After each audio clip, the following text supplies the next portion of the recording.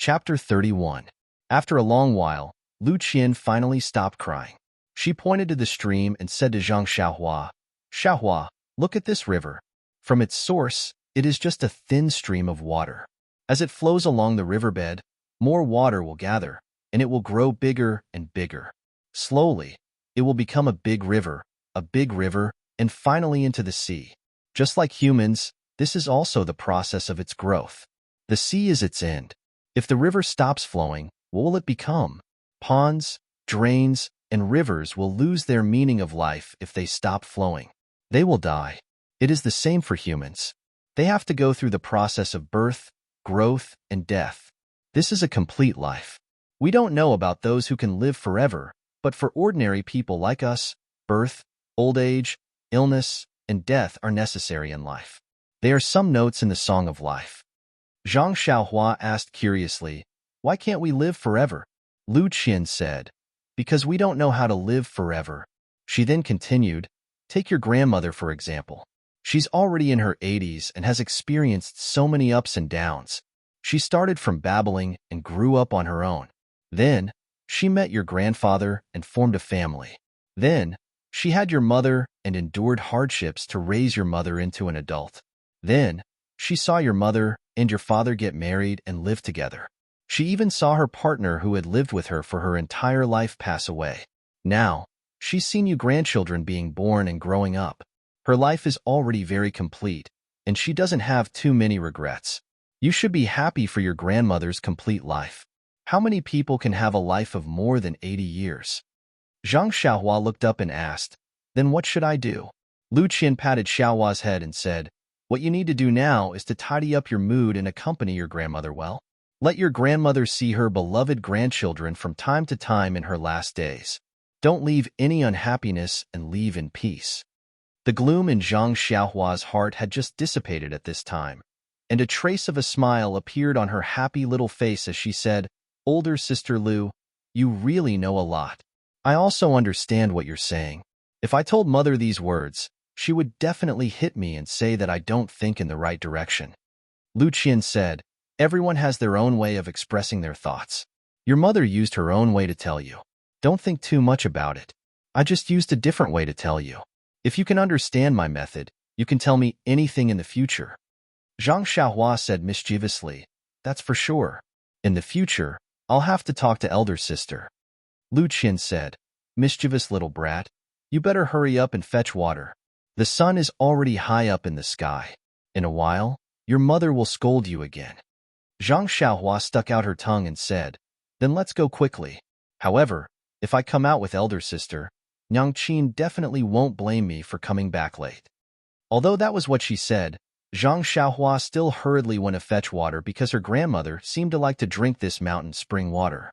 In the next few days, her grandmother's situation became worse and worse. She even coughed up blood. Just as Zhang Xiaohua said, her grandmother didn't have an ordinary illness. This time, Gua Sufei was really anxious. She didn't have time to complain about the veterinarian old Shun, nor did she have time to take care of her injured family members. She quickly found a donkey cart and wanted to take her grandmother to town to see a doctor. Zhang Xiaohua wanted to go no matter what, but she was still left at home by her mother. The head of the Zhang family, Zhang Kai, also wanted to go. Although his leg injury wasn't completely healed, it was a good opportunity to let the doctor take a look. The donkey cart had limited space, so she could only let her most beloved grandson stay at home. The group of people on the donkey cart set off in the morning. Zhang Xiaohua helped Lu Qian take care of her two injured brothers and helped her with the housework. Unfortunately, his mind was still thinking about her grandmother, so he peeked outside from time to time. Although Lu Qian wanted to tell him that their grandmother wouldn't come back until it was dark, but when she saw Zhang Xiaohua, Zhang Xiaolong, and Zhang Xiaohu's three brothers' absent-minded and anxious expressions, she held back. She just considerately did the chores at home and didn't say any comforting words.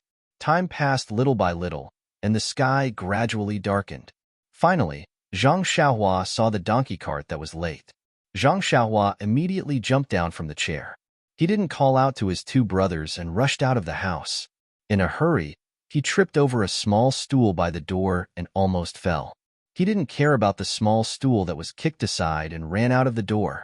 When he ran out of the small gate, the donkey cart was near. He saw the driver jump down from the donkey cart and walk a few steps forward with the reins of the donkey. Then, he stopped in front of Zhang Xiaohua's courtyard.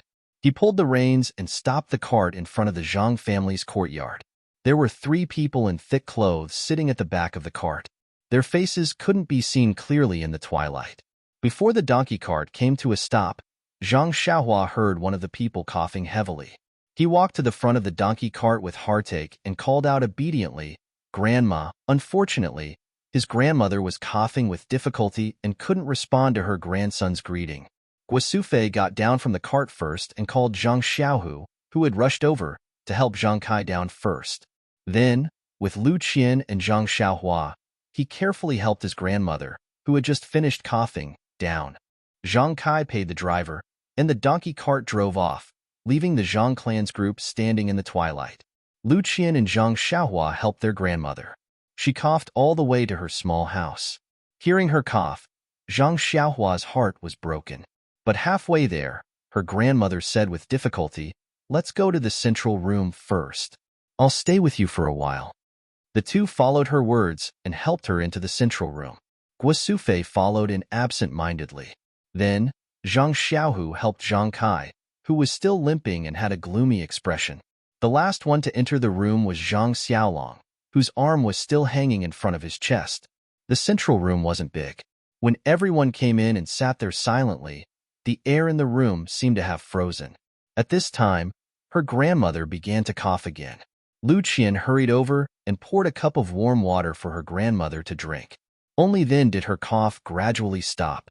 Lu Qian wanted to say something to break the silence, but she didn't know what to say. Finally, her grandmother spoke. "The doctors in this town are really expensive. Sufei, let's not go there next time. Every time we see an illness, it costs a chin of silver. How long will it take for our family to spend?"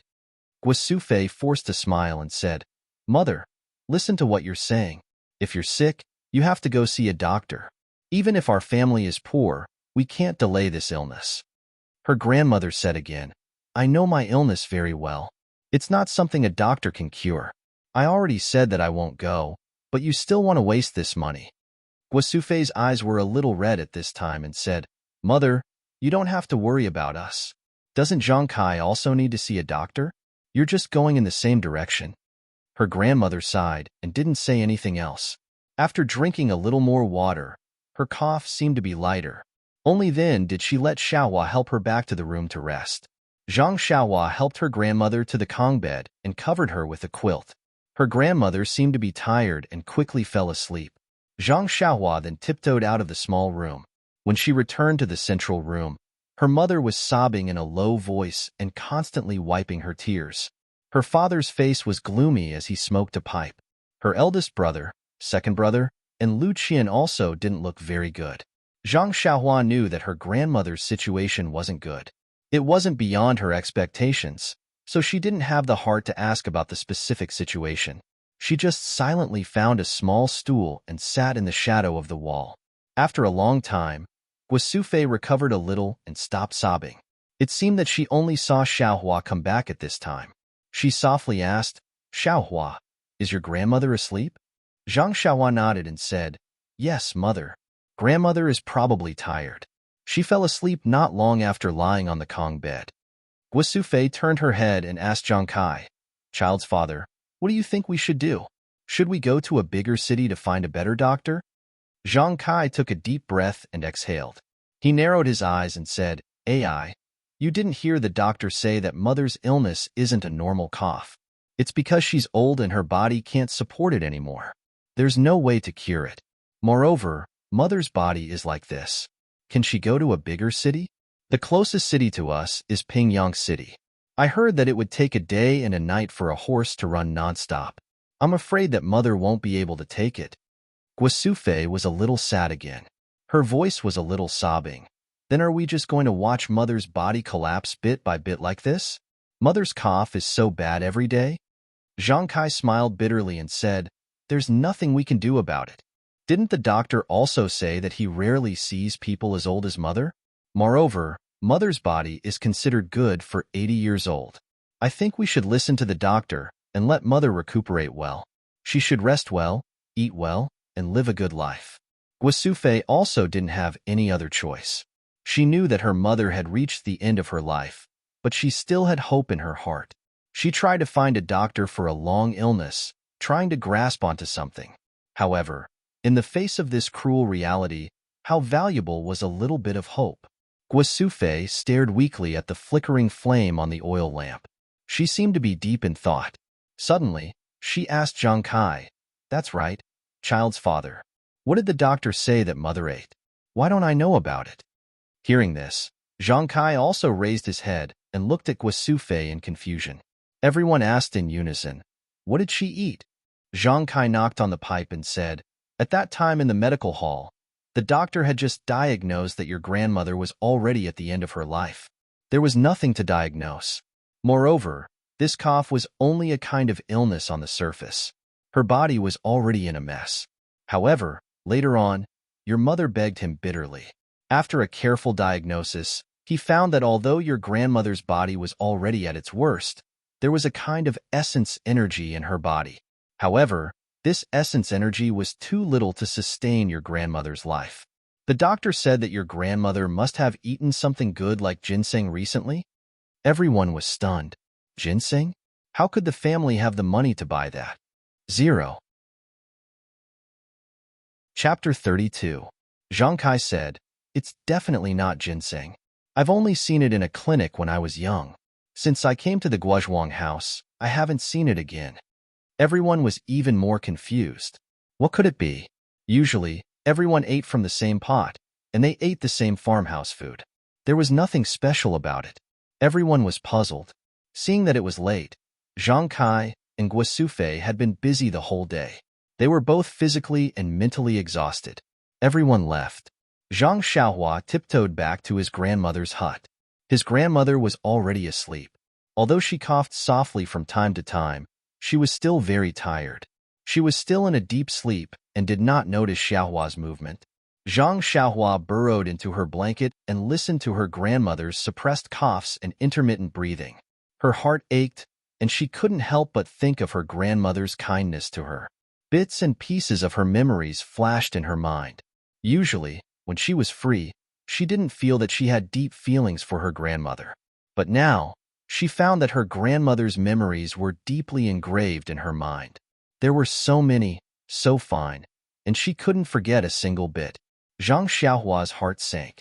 Thinking about it, Zhang Xiaohua shed tears. Tears flowed down his face and slid onto the pillow. Gradually, he fell asleep. Zhang Xiaohua's flickering dream came as scheduled. In the dream, Zhang Xiaohua seemed to be living in a breathing world that flickered rhythmically. His breathing, his body, and everything about him followed the flickering. They flickered unconsciously, gradually becoming one with the world. The next morning, when the first ray of sunlight shone into his grandmother's hut, Zhang Xiaohua opened his eyes on time. The same flickering light flashed in his eyes. The first thing Zhang Xiaohua did after opening his eyes was to listen to his grandmother's voice. However, there was no cough or breathing. He hurriedly got up, only to find that his grandmother was not in the room. When he got up and walked out of the room, he saw his grandmother sitting on a chair in the courtyard. The morning wind was still very cold, blowing his grandmother's white hair in the sun. Zhang Xiaohua's eyes were blurred. He quickly ran over and said to his grandmother, "Grandma, you should go back to your room quickly. The wind in the morning is very cold. Your body is not good to begin with, so don't come out in the morning in the future." Grandma's hand groped for Zhang Xiaohua's head and said lovingly, "Xiaohua, Grandma is old and doesn't sleep much. I can't sleep anymore, so I came out to get some fresh air.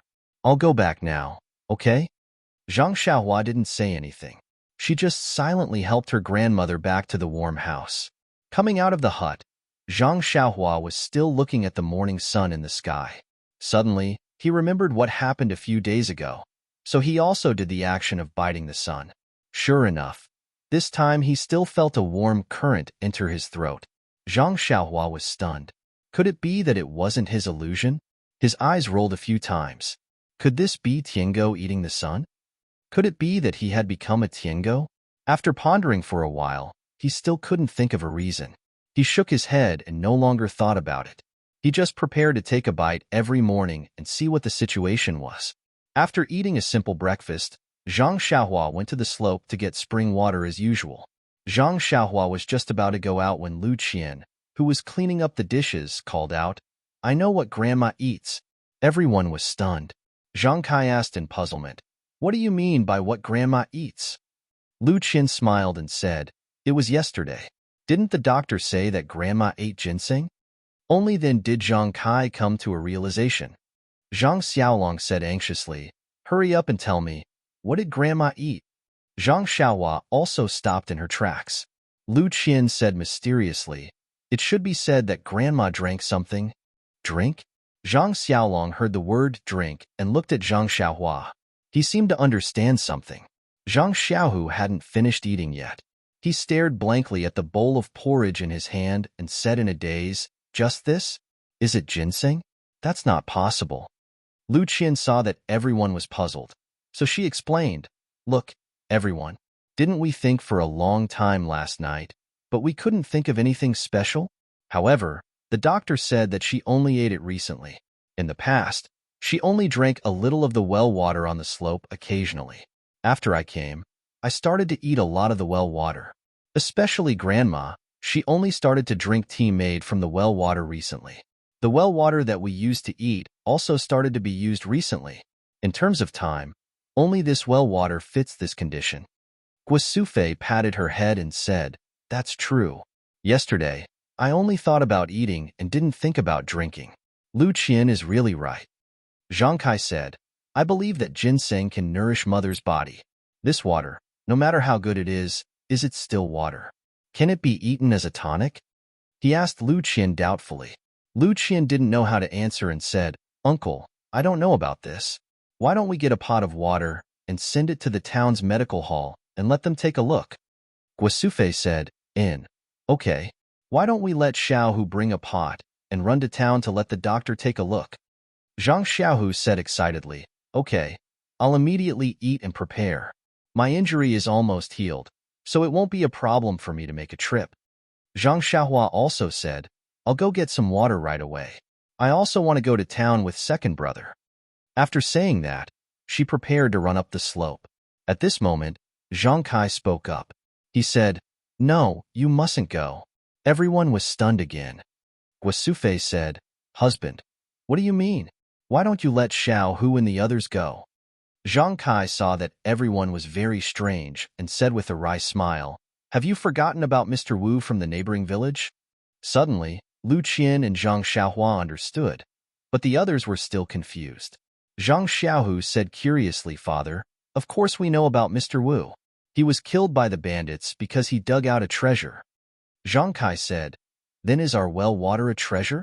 Zhang Xiaohu said, "We don't know, so we let the town's doctor take a look."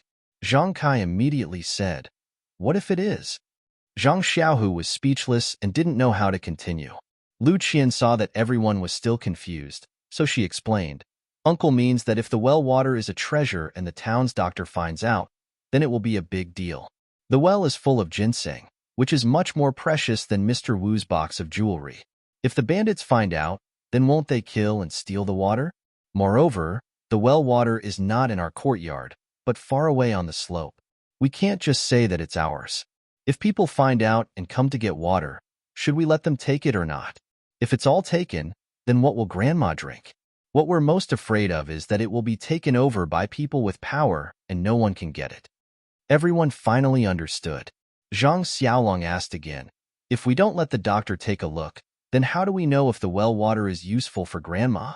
Lu Qian smiled and said, "Let's not talk about whether the doctor will take the water to the clinic or not, or whether the doctor will be able to tell. Even if the well water is useless and we don't know if it's useful for Grandma's body, it won't be a loss to us. Don't we still need to drink this water and use it to cook?" Then, Lu Qian said seriously, "If this water is useful, then we might not be able to drink this water in the future. Grandma won't be able to drink it either. She might even be killed." Guasufei quickly said, "Lu Qian is right. We can't go to town to find a doctor. Moreover, everyone must keep the well water a secret. Don't tell anyone." Everyone nodded. Zhang Xiaohua shook her head as she went to get the water. She muttered to herself, "In this world, people's hearts are not what they used to be. No matter what you do, you have to protect yourself first. It's so hard to be a human." Since that day, Zhang Xiaohua had been fetching water from the slope more often. All the water in the house, including food, drink, and washing, were replaced with the well water. They no longer used the river water by the village. It seemed that everyone was hoping for a miracle to happen to Grandma. Grandma's body was still weak, and her coughing did not seem to ease.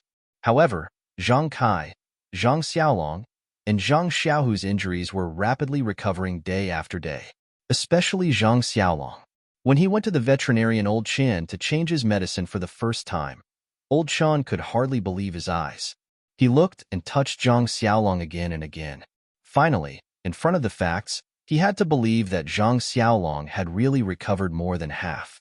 His broken bones were about to be healed. He completely ignored Guo Sufei's face full of joy and thanked him profusely. He hurriedly sent them away and ran into his own pharmacy. He carefully kept the medicine that he had made for Zhang Xiaolong only once. He was secretly proud. Who said that he could only be a veterinarian? This was the first time he made the medicine and it had such an effect. Could it be that he had the potential to be a miracle doctor? It seemed that he had to change his profession someday. He would open a miracle doctor's clinic in the bustling area of Lu Town. With this magical medicine, wouldn't he make a fortune? Not to mention the veterinarian Old Chen's wild imagination, the whole Zhang family was happy to see that Zhang Xiaolong's injury recovered so quickly. They were more and more aware that it was due to the well water. Grandma was in a particularly good mood when she learned that her grandson's arm had recovered. Her face was also smiling like a flower. Her cough was also light. The whole family was very happy and happy. As for Lu Qian, she did not know what she was feeling. She was very surprised to see that Zhang Xiaolong came back without a splint. She was happy with everyone, but after a while, she felt a sense of loss. She tried to avoid this emotion and did not admit her thoughts, but she knew that she really liked this family and Zhang Xiaolong. She did not want to leave here and return to her home. Was her home not good? She asked herself. The answer was no. She also liked her home, but it seemed that the feeling of her home was different from the feeling here. What was the difference? Maybe it was because of Zhang Xiaolong. However, Zhang Xiaolong's injury was healed. What reason did she have to stay here? 0. Chapter 33. That night, the Zhang family was very lively. It had not been so lively since the new year. The stone in everyone's heart was temporarily thrown away. During dinner, Zhang Kai even poured himself a few cups to celebrate his son's recovery. After dinner, everyone was busy with some farm work under the oil lamp. They were also happily talking about how to cultivate the crops in the fields after spring, how to fertilize the newly opened fields on the slope, and how to divide the work among Zhang Xiaolong, Zhang Xiaohu, and Zhang Xiaolong's 3 brothers. It was as if the next day was the spring plowing, and their eyes were full of hope. Under the flickering light, no one noticed the lonely expression on Lu Qian's face. Also, Zhang Xiaohua's thoughtful eyes. The next morning, Lu Qian reluctantly got up at dawn. Last night, she was so worried about her gains and losses that she couldn't sleep. When she got up, she found that her eyes were a little red and her complexion was not good. Guo Sufei was concerned and asked if she was sick. After breakfast, everyone was busy with their own things. It was now February and the weather was warm. Zhang Kai and the others were also checking the farm tools to see if there were any broken ones that needed to be repaired. The seeds in the cellar also needed to be taken out to dry. Seeing that the ice in the river had melted, the field should also be thawed and ready for cultivation. Spring was coming. Just as Lu Qian was helping Guo Sufei to dry the seeds under the sun, she suddenly heard someone call her. Qian Qian, what a familiar voice. She quickly raised her head and looked over the Zhang family's low wall. She saw her father, Uncle Lu Tufu, and cousin Lu Yeye who had already walked to the door. She cried out in surprise, "Father!" Then, like a swallow, she flew to the door and took her father's hand. How could she not miss her family after not seeing them for almost half a month? So, when she saw them, her eyes were red and her nose was sour. Lu Yeye said, "Sister, I'm here too. Can't you see me?" Lu Qian also took her hand and said, I see you. How can I not see you? I only have such a beautiful sister. How can I not see you? Lu Yaya giggled and said, Sister, look at you. You haven't seen father for a few days, and your eyes are already red. Don't say that I'm crying in the future. You're not any better. Aya, your complexion is so bad. Could it be that you suffered at their place?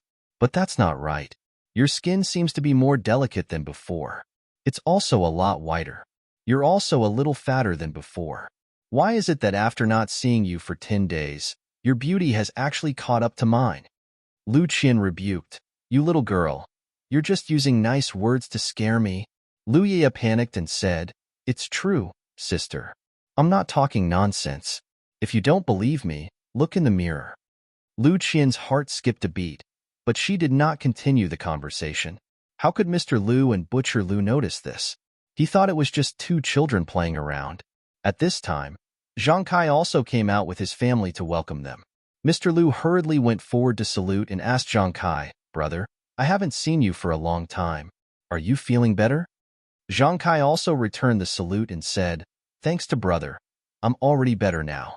Look, I even threw away my crutches. Then, he had Zhang Xiaohu and Zhang Xiaohua come up to greet him.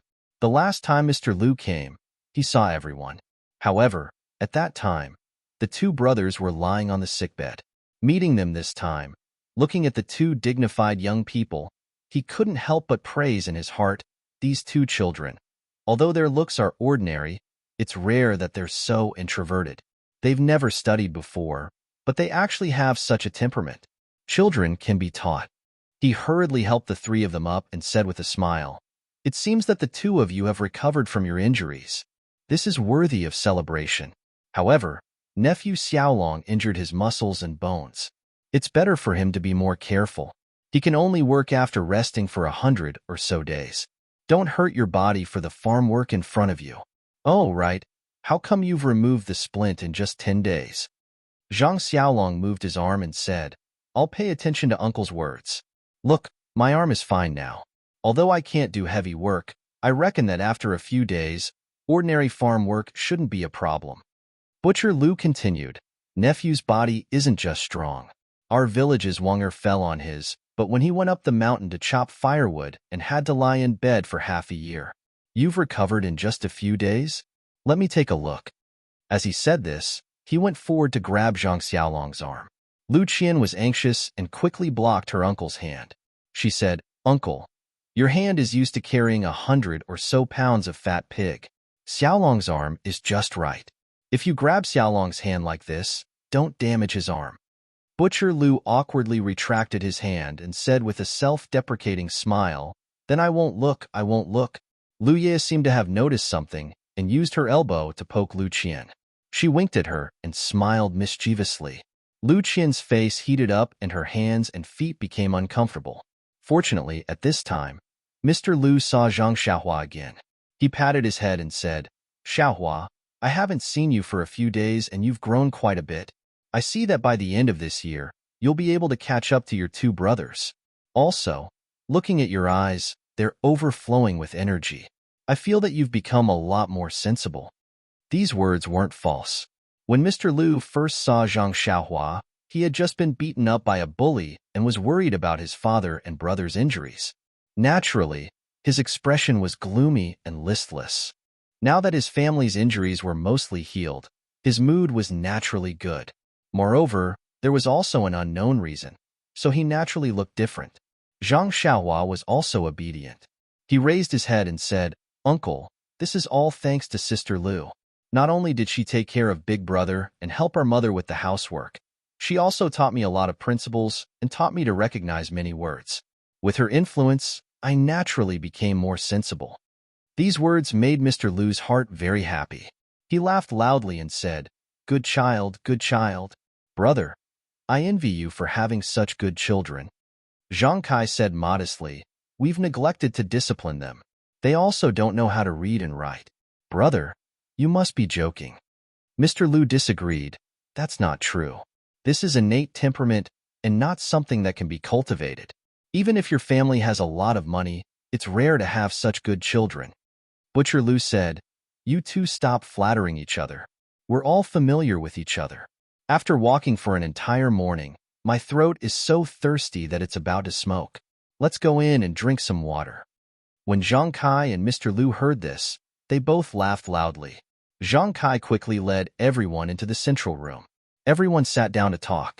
Guo Sufei and Lu Qian went to boil water and make tea. Lu Yeye also followed. Taking advantage of the fact that the water hadn't boiled and Guo Sufei went into the room to get tea leaves, Lu Ye quietly asked Lu Qian, "Sister, are you interested in that Zhang Xiaolong?" Lu Qian blushed and said, "What do you mean by interested? When did I?" Lu Yeye mocked her and said, "Looking at your shy face and peach blossom eyes, I know that you're thinking of love. Why don't you honestly admit it?"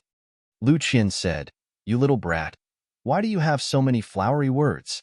Don't tell me you didn't come to see Zhang Xiaohu?" When Lu Yeye heard this, she also said seriously, "Sister, your words are wrong. Have you forgotten what we said before? Although Zhang Xiaohu and Zhang Xiaolong are good people and saved us, but our dream is to marry a learned, elegant, and handsome scholar. The two of them do farm work and will be digging for food in the fields for the rest of their lives. Don't tell me we'll also be farm women for the rest of our lives?" At that time, I was very grateful to Zhang Xiaohu and did have a good impression of him. Now, I don't deny it. But after thinking about it carefully, I don't want to jump into this fire pit. Sister, you have to understand that this is a matter of a lifetime. If you make the wrong choice, it will be too late to regret. At this time, Lu Qian also stopped smiling and said seriously, "Yes, yeah, I am also like this. That's why I am especially hesitant. Although I hope that my husband is a scholar, after meeting so many scholars over the years, none of them left a deep impression on me as Zhang Xiaolong, this farmer. He has a temperament and courage that most people don't have. I have only known him for a short period of time, and this short period of time is more profound than many people in a few decades. I can't tell you how I feel in my heart. It can't be described with words. Actually, your choice is not wrong. My choice is not wrong. Everyone has their own freedom and has to choose their own choice." Lu Yeye smiled bitterly and said, "Sister, I hope your choice is not wrong." In the future, Lu Qian interrupted her and said, "It's too early to say this. I haven't made a final choice." Lu Yeye did not ask any more, and the two of them were silent. Not long after, Guo Sufei took out the tea leaves and boiled the water. Lu Qian steeped the tea, and the three of them returned to the central room together. The people in the central room were laughing and chatting. They were in the middle of a lively conversation. Lu Qian poured the tea for everyone and sat down without saying a word, thinking about her own worries. The members of the Zhang family were used to drinking this tea, so they did not mind. Butcher Lu gulped it down like a cow and did not taste anything. As for Lu Yeye, she seemed to have something on her mind. She took a sip absent-mindedly and put it down. She did not even notice Zhang Xiaohu's casual glance. Only Mr. Lu inadvertently drank a mouthful, and then his expression changed greatly. He did not believe it and drank a second mouthful. He frowned deeply. Then, he smelled the tea fragrance floating from the teacup and drank a third mouthful. Only then did he become surprised and was about to speak. Zhang Kai saw Mr. Lu drink 3 mouthfuls of tea and hurriedly asked, "Brother, is there a problem with this tea? Is it not tasty?" Mr. Lu said, "No, it's not that it's not tasty, it's too tasty." "Brother, what kind of tea is this?" Zhang Kai said awkwardly, "Brother, I don't know. Our family never drank tea before. This is the tea that Lu Qian brought from your family." Mr. Lu turned his head and asked Lu Qian, "Qian, is this tea from home?" Lu Qian was thinking about her own worries. When she heard her father ask her, she hurriedly said, "What is it?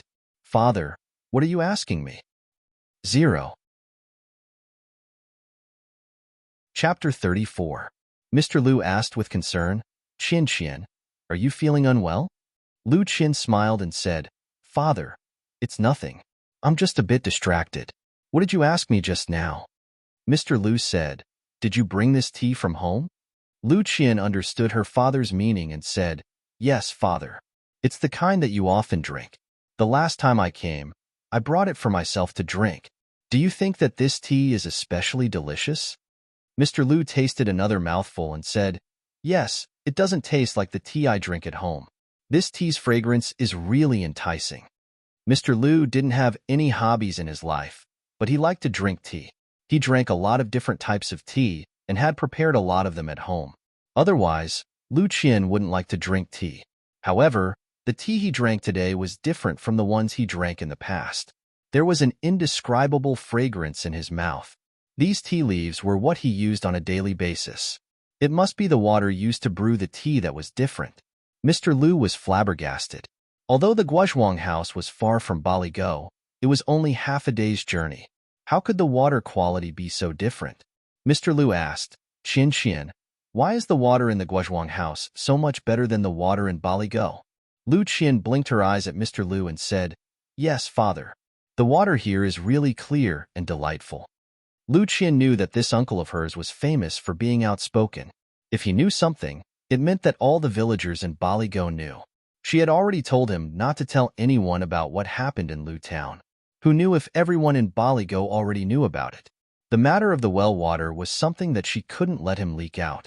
Mr. Lu saw Lu Qian blinking at him and tacitly stopped asking. However, Butcher Lu heard it and interrupted. Isn't that simple?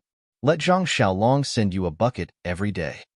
Mr. Lu was happy and said, Second brother, let's not talk about the half a day's journey from the Guozhuang house to Baligo. Even if it was delivered, the water might not be as good as it is now. Seeing that Butcher Lu didn't understand, he continued, It's best if the water used to make the tea is freshly fetched from the river. If it's left for too long, the vitality in the water will be gone, and the tea fragrance will be gone. Butcher Lu's face was full of disdain as he said, Only you scholars are so particular. Why don't I feel the same way? Don't you think so, Brother Zhang? After saying that, he picked up the teacup and drank it in one gulp. On the other side, Zhang Kai also chuckled. He didn't say anything and drank the tea in his cup. Lu Qian went forward and poured another cup for everyone. Mr. Lu picked up the newly poured cup of tea and placed it by his nose. He sniffed it carefully and then sipped it with his mouth. He also tasted it carefully. There was an indescribable sense of satisfaction. Butcher Lu mocked. What's so good about this water that's so bland that it's like a bird? Drinking wine is more satisfying. Mr. Lu pursed his lips and said, How can you know my joy? Our interests are different, so we don't talk much. Unfortunately, after drinking this tea today, how am I supposed to taste tea in the future? Butcher Lu was happy and said, Isn't that simple? You can move to the Guozhuang house and live there. I heard that the Guozhuang house doesn't have a teacher. If you come, they can't wait to welcome you. Mr. Lu's eyes lit up and said, Even a boor like you can think of such a good idea. This saying is true. The ancients said, If you eat 300 lychees a day, you will not refuse to be a person of Lingnan. It's rare that I'm fated to encounter such good water and good tea. To be able to become a person of the Guozhuang house for this good tea, it can be considered a good story. He said it casually, but it sounded meaningful. Mr. Lu's words, It's rare that we're fated, woke Lu Qian from her daydream. It was like a bolt of lightning that struck Lu Qian's heart, splitting open the knot in her heart that had been tangled in her heart for many days. Yes, it's rare that we're fated. A few days ago, she still felt that she was fated with Zhang Xiaolong. Now that she had walked into a dead end, she actually doubted this fate. Now that she thought about it carefully, from the moment she met Zhang Xiaolong, he was injured in order to save her. She took care of his injuries to repay his kindness. Then she discovered the precious well water, and now her father was willing to come to the Guozhuang house. She completely dispelled her last layer of apprehension that she was unwilling to marry far away in order to take care of her father. She was clear that this well water was only available in the Zhang family. She couldn't drink it anywhere else in the Guozhuang house. Thinking about the miraculous uses of the well water, she was even more moved. This was a guarantee for her father's health. Didn't all of this mean that she was fated with Zhang Xiaolong? This fate was predestined by the heavens. Wasn't it enough for her to be proud of? A single thought leads to everything. The large stone in Lu Qian's heart was lifted by the heavens. At this time, she finally noticed everyone's reaction after her father finished speaking. Seeing that everyone didn't understand, Lu Qian explained, This lychee is a very delicious fruit in the legends. It only grows in a place like Lingnan. After the ancients ate this lychee, they couldn't forget it. They sighed and said that if they could eat lychees every day, they would be willing to move to Lingnan. Only then did everyone understand. Zhang Kai said in surprise, "If Mr. Liu wants to move to our Guozhuang house, we'll definitely welcome you. I'll go back and report to the Guozhuang house's Guo clan head to arrange a place for my brother." Mr. Liu hurriedly said, "Old brother, this matter isn't urgent. We'll talk about it later. Let's leave it for fate, huh?" Then, Mr. Liu took another sip of tea and said the real purpose of his visit to the Zhang family. He looked at Zhang Kai and said, "Old brother, the main purpose of our visit this time is to bring Qian home for a while. This child has already stayed here for a period of time. She must be homesick. Our family also needs her to go back and tidy up. This month, Yaya should have come over a long time ago. Last time, she didn't come with Qian because our family also needs a girl to take care of them. This time, let her come over and swap places with Qian. What do you think?" Zhang Kai didn't dare to express his opinion. He hurriedly turned to look at Guo Sufei. Guo Sufei looked at Mr. Liu and Butcher Liu's sincere expressions, as well as Liu Yaya's expressionless face. She already had an idea in her heart. She smiled and said to Mr. Liu and Butcher Liu, "We appreciate the two brothers' intentions. In the time that Qian has stayed here, she has helped us a lot. Xiaolong, Xiaohu, as well as our family head, have all recovered from their injuries. They can basically move around without hindrance. Qian also doesn't need to stay here to take care of Xiaolong and the others. If Mr. Liu wants Qian to go back, I'll pack up the child's things and go back with you guys in the afternoon. There's no need for you Yaya to stay here." Hearing Guo Sufei's words, Liu Yaya's face clearly showed a burst of joy. Lu Qian raised her head and inadvertently saw the disappointment between Zhang Xiaohu's brows. Her heart couldn't help but let out a thump as she thought to herself, "This Zhang Xiaohu is usually quiet and I've never heard him ask about you. Looking at his expression now, it's a bit troublesome. When I have time, I'll have to remind Zhang Xiaohu that my sister's thoughts are clearly not here." Butcher Liu wasn't happy and said, "Sister-in-law, look at what you're saying. Didn't we already agree before that you would also do her best? Now that she's here, how can we let her slack off?" Guo Sufei smiled and said, "Brother Liu, I know that you're a straightforward person. If we have any difficulties, how can we hide it from you? Look at these two children and your brother Zhang. They're all glowing with health, and it's easy for them to move around. There's really no need for your daughter to stay." Mr. Liu also smiled at this time and stopped Butcher Liu's insistence. He said, "Since sister-in-law has said so, then I'm sure there's really no need for the children to stay. Second brother, there's no need to insist on anything. As for whether Qian will come back with us later, it's better to ask her first." Lu Qian thought for a moment and said, "How about this, father? I won't go home with you this time.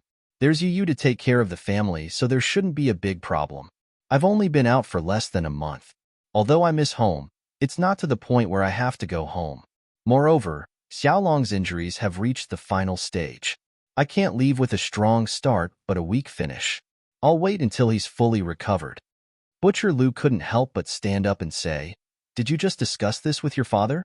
Why do you speak so much like your father?" Lu Qian asked curiously, "Second uncle, what do you mean?" Before Butcher Liu could speak, "Lu Yu spoke up, sister. On the way here just now, the two elders made a bet. Your father said that you definitely won't go home, but my father said that you will. My father asked why, and your father said that Qian has never liked to leave with a strong start.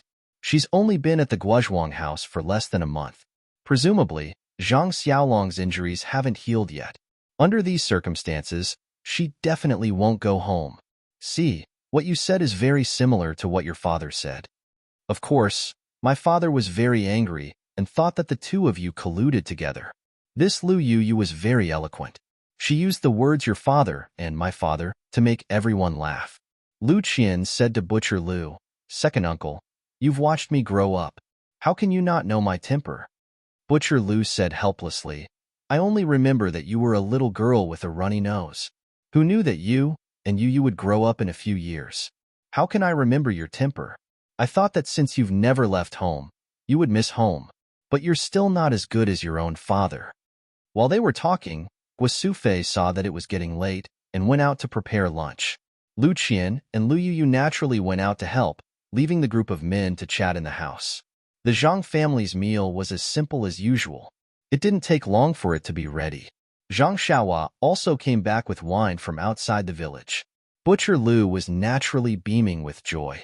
After lunch, the sun was already setting in the west. Mr. Lu and his group of 3 bid farewell and returned to the village. Mr. Lu invited Zhang Kai and said, "Brother, tomorrow is the 2nd day of the 2nd lunar month. There's a temple fair at Baligo. Why don't you come to my place for a small gathering tomorrow?" Zhang Kai thought about it and refused. "Although my injuries have healed, I still haven't fully recovered. It's inevitable that I'll get sick if I go too far. Moreover, the elders at home are still sick. It's better not to go too far. When I have time in the future, I'll definitely pay them a visit." Mr. Lu knew that it was the truth, so he didn't insist. Everyone parted at the village entrance. Lu Qian brought Zhang Xiaohua along and sent them off. Only then did they reluctantly part and watch their loved ones gradually disappear into the distance. 0. Chapter 35. In the Misty School's meeting hall, the Misty Six Tigers and Zhang Chengyue were discussing the development of the faction and the meeting between Peng and the other factions on the 2nd of February. Peng was still sitting in his usual spot. He looked at his senior and junior brothers who had grown up together with him from the front. After nearly 10 days of rest, he seemed to have completely controlled his power that had skyrocketed. The light in his eyes was already restrained. Based on his appearance, it was impossible to tell that he was a martial arts expert. He had truly returned to his natural state. Peng was very pleased. In fact, he wasn't the only one who was happy. Aside from Zhang Chengyue, who didn't take any pills, everyone else was in a very good mood. Of course, after 10 days of cultivation, their original excitement had already calmed down. What they needed to do now was to readjust the development strategy of the Misty School and work hard to strengthen the faction. They wanted to quickly become a super faction that could stand shoulder to shoulder with the Dalan Temple, Incense Sect, and Heaven's Way Union. Peng coughed and cleared his throat before saying, "Fellow disciples, congratulations again on your great improvement in martial arts." The others returned the greeting and said, "Congratulations, congratulations. Thank you, faction leader, for your help." Peng continued, "Now that our Misty School's strength has greatly improved, I don't know what the other 3 factions are doing. Chengyue, is there any news from them?" Zhang Chengyue quickly said, reporting to faction leader, "There's news from Wanjian Peak. Swordmaster Wan Chengjiu and his protectors have been in seclusion for a few days. After they came out, they were like everyone else and didn't see any outsiders. They must have improved their strength. The Tan family is a family business, and the spies we sent out can't enter the upper echelons, so we don't know the specific situation. As for Yiming Villa, we can't interfere at all. The servants outside know very little and don't know the situation inside the villa." Peng wasn't too happy and said, "Chengyue, you've already done a lot of work in this area, but it's not enough. We need to expand the Misty School in the future. We can't do without news. You need to speed up and use all kinds of methods to nail our spies in the various factions. Without news, we'll be blind." Zhang Chengyue's face was full of guilt as he said, "Yes, master. I'll definitely pay attention in the future." Peng continued, "This is because I didn't instruct you properly. Before, I only let you practice martial arts, but now I need to teach you more about the faction's affairs. In this regard, you should learn more from your 4th martial uncle and be more attentive in the future." Zhang Chengyue nodded. Then, Peng said, "The medicinal herbs in the secret plane. The pharmacy hall has refined another batch of medicinal pills.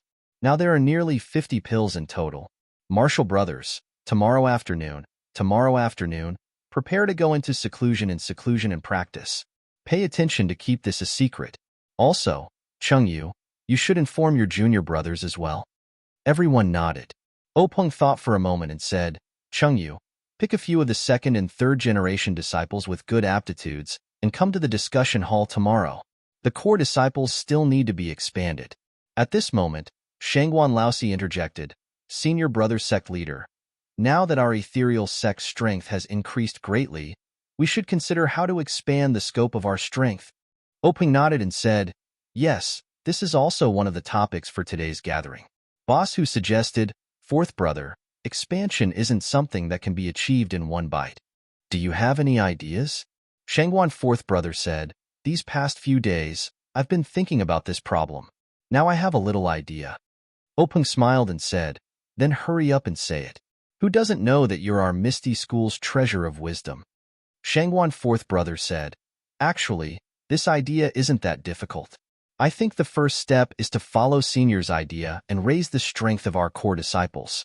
We'll use these core disciples to form an elite group and assign them to the Foreign Affairs Hall to carry out the task of expanding our influence. Our southern sect's strength has increased because of this opportunity. It's not suitable for us to fight with them at this stage. Moreover, Senior may form an alliance with them next time, so we can't touch the south.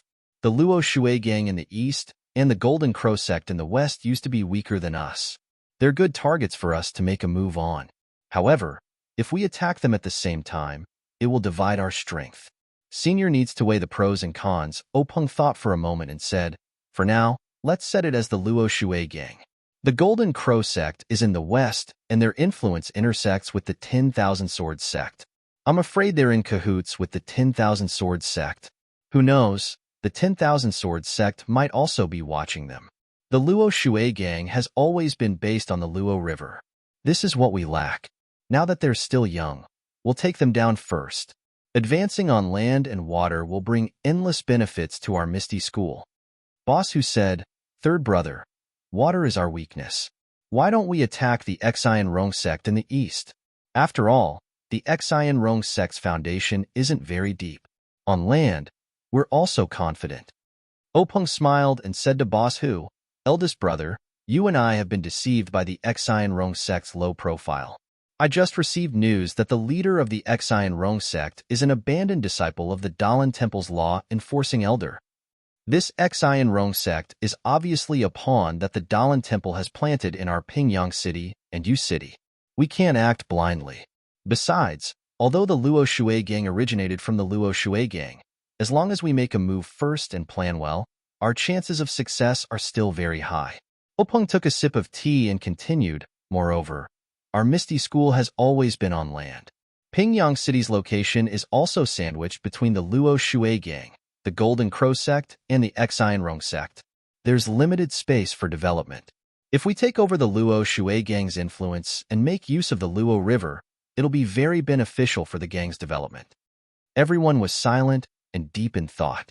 After half a cup of tea's time, Shangguan Laosi spoke, fourth brother, according to this train of thought, I don't think I've sent enough people. Openg said, I've long thought about this. The development of the Misty School requires manpower. In the past, our sect focused on elites. Now that the strength of our senior disciples has increased, the number of junior disciples is obviously insufficient. How about this, Chengyue? You consider recruiting a batch of disciples recently to strengthen our sect's strength. You can handle the details. Zhang Chengyue nodded in agreement. Then, Openg said to Zhang Chengyue, you can leave first. Inform your junior brothers that you should also rest well and prepare to improve your skills tomorrow. Zhang Chengyue's excited face was flushed red as he bowed and left. Lu Laowu, who had not interjected all this while, spoke now. Isn't it just improving your skills? Looking at you, Chengyue, what's there to be excited about? Zhang Chengyue thought to himself, Old master, that's improving my skills. How can I not be excited? I heard that you've improved your skills for 20 years. How can I not be excited? Of course, his mouth still said, yes, fifth Shirshu is right. Martial nephew should be calm in the face of chaos. Openg said, don't listen to your fifth Shirshu's nonsense. However, you shouldn't be too excited. When you take the medicine, you must use it calmly. Otherwise, it will be a waste. Zhang Chengyue quickly walked out, only wanting to quickly leave fifth Shirshu's sight. When Zhang Chengyue walked out of the conference hall, Openg looked back and said to Lu Laowu with a smile, fifth shitty, Chengyue is a steady child. Don't always make fun of him. Su Laowu also said, hee, you're still talking about him. When Laowu took the bone-strengthening pill that day, wasn't he just as excited? When he came out, he drank with the stone cow. If he wasn't happy, how could he be so drunk? Lu Laowu's face turned red as he argued. I absorbed the medicine and was tired from cultivating. Otherwise, how could I not drink as much as the stone cow? Everyone roared with laughter. Then, Openg sternly said to everyone, Brothers, the medicine taken from the secret plane last time has been refined. In a few days, it will be the second day of the dragon raises its head. Our 4 sects have agreed to meet at Wudong Mountain. This time, we will discuss the next time we enter the secret plane to take the medicine. Perhaps we will discuss the alliance. What do you all think? Shangguan Laowu said, Senior, I think this alliance is unlikely. Openg said, Why? Shangguan Laowu explained, Of course, Wan Jianfeng and our Misty School can form an alliance. We are all Jianghu gangs. We share fortune and misfortune together. However, Yiming Villa and the Tan family, although they are in Jianghu, they basically don't participate in Jianghu affairs. They have no reason and no strength to form an alliance with us. Openg touched his chin thoughtfully and said, Of course, a superficial alliance won't work. Our 4 sects can't explain to other Jianghu sects in terms of development, sphere of influence, and gang composition. If we announce an alliance, it will definitely attract the attention of other sections. At that time, we will lose more than we gain. I prefer a loose alliance, or an alliance between the 4 leaders, rather than an alliance between gangs. This way, we can share the secret of the secret plane and keep the news of the secret plane from leaking. Hu Laowu nodded and said, This idea is good. The purpose of this alliance is only for the secret plane. It is separated from the interests of the gangs. Once any party leaks the news of the secret plane, the other 3 sects will kill them together. Openg smiled bitterly and said, If the news is leaked, there will be no need for the other 3 sects to crusade. There will soon be a bloody storm in Jianghu. So, we must seize the time to strengthen our own strength. Then, Openg turned his head and asked Li Laowu, who had been looking down and not speaking, Second Senior, Have you read the sword manual? Li Laowu nodded and didn't reply. Openg didn't care and continued to ask, How many of our Misty School's current disciples can change? Li Laowu also shook his head. Openg said a little dispiritedly, Alas, it is indeed inappropriate to change halfway. Fourth Senior, when Chengyu recruits disciples, you can also choose some of them to practice this sword manual. At the same time, you can also ask Second Senior to guide you. It is best if Second Senior can take in a few more disciples. Li Laowu nodded in agreement. It seemed that since his strength improved last time, he was more focused on the cultivation of the sword and didn't speak much. 0. Chapter 36. The main person in charge of cultivating the disciples of the Misty School was Shangguan Laosi, so he naturally nodded in agreement. Openg continued, Although there are a lot of herbs in this secret plane, they are still limited. Last time I brought back some herbs, I asked Yin to take one of them and cultivate them in her Huanxi Mountain Villa, but I don't know if it will be effective. 6 Junior brother, you have to pay attention to this. If Yin has any requests, you have to do your best to coordinate. Su Laosi smiled and said, No problem, 3rd Senior brother. Yin this girl likes to fiddle with strange things the most. Maybe we can really cultivate good herbs for her. At the mention of Openg this sister, everyone's face was full of smiles. Boss Hu also said, Time really flies. In the blink of an eye, Yin this little girl is also an adult. How can we not be old? Lu Laosi, who was drinking silently and didn't participate in the discussion, also said, That's right. The little girl who peed on my head back then has now become a heroine. Openg glared and said, These words can only be said in front of the brothers. If there's an outsider or Yin present, you absolutely can't say it. Then he added, Unless you don't want your big axe anymore. Lu Laosi shrank his head and said, I know. I don't want this great ant to sink my axe into the Luo River again. Everyone burst into laughter, and the tense atmosphere was swept away. Everyone tasted the tea for a while. Then Boss Hu said, Laosi, it's not far from the 2nd of February. You also have to prepare. Ask Laosi and Laosi to go with you. Also pick a group of capable disciples from the 2nd generation so that they can take care of each other. Openg shook his head and said, I think this year's 2nd of February will be the same as last year. I will only bring Madame O and a few serving maids. It will look like we are going to the Dragon God Temple to burn incense. We can't let others know. Shangguan Laozi shook his head and said, Third senior brother, our Misty school has made such a big move. There's no way they wouldn't notice it. Maybe they don't know our real trump card, but we can't let our guard down.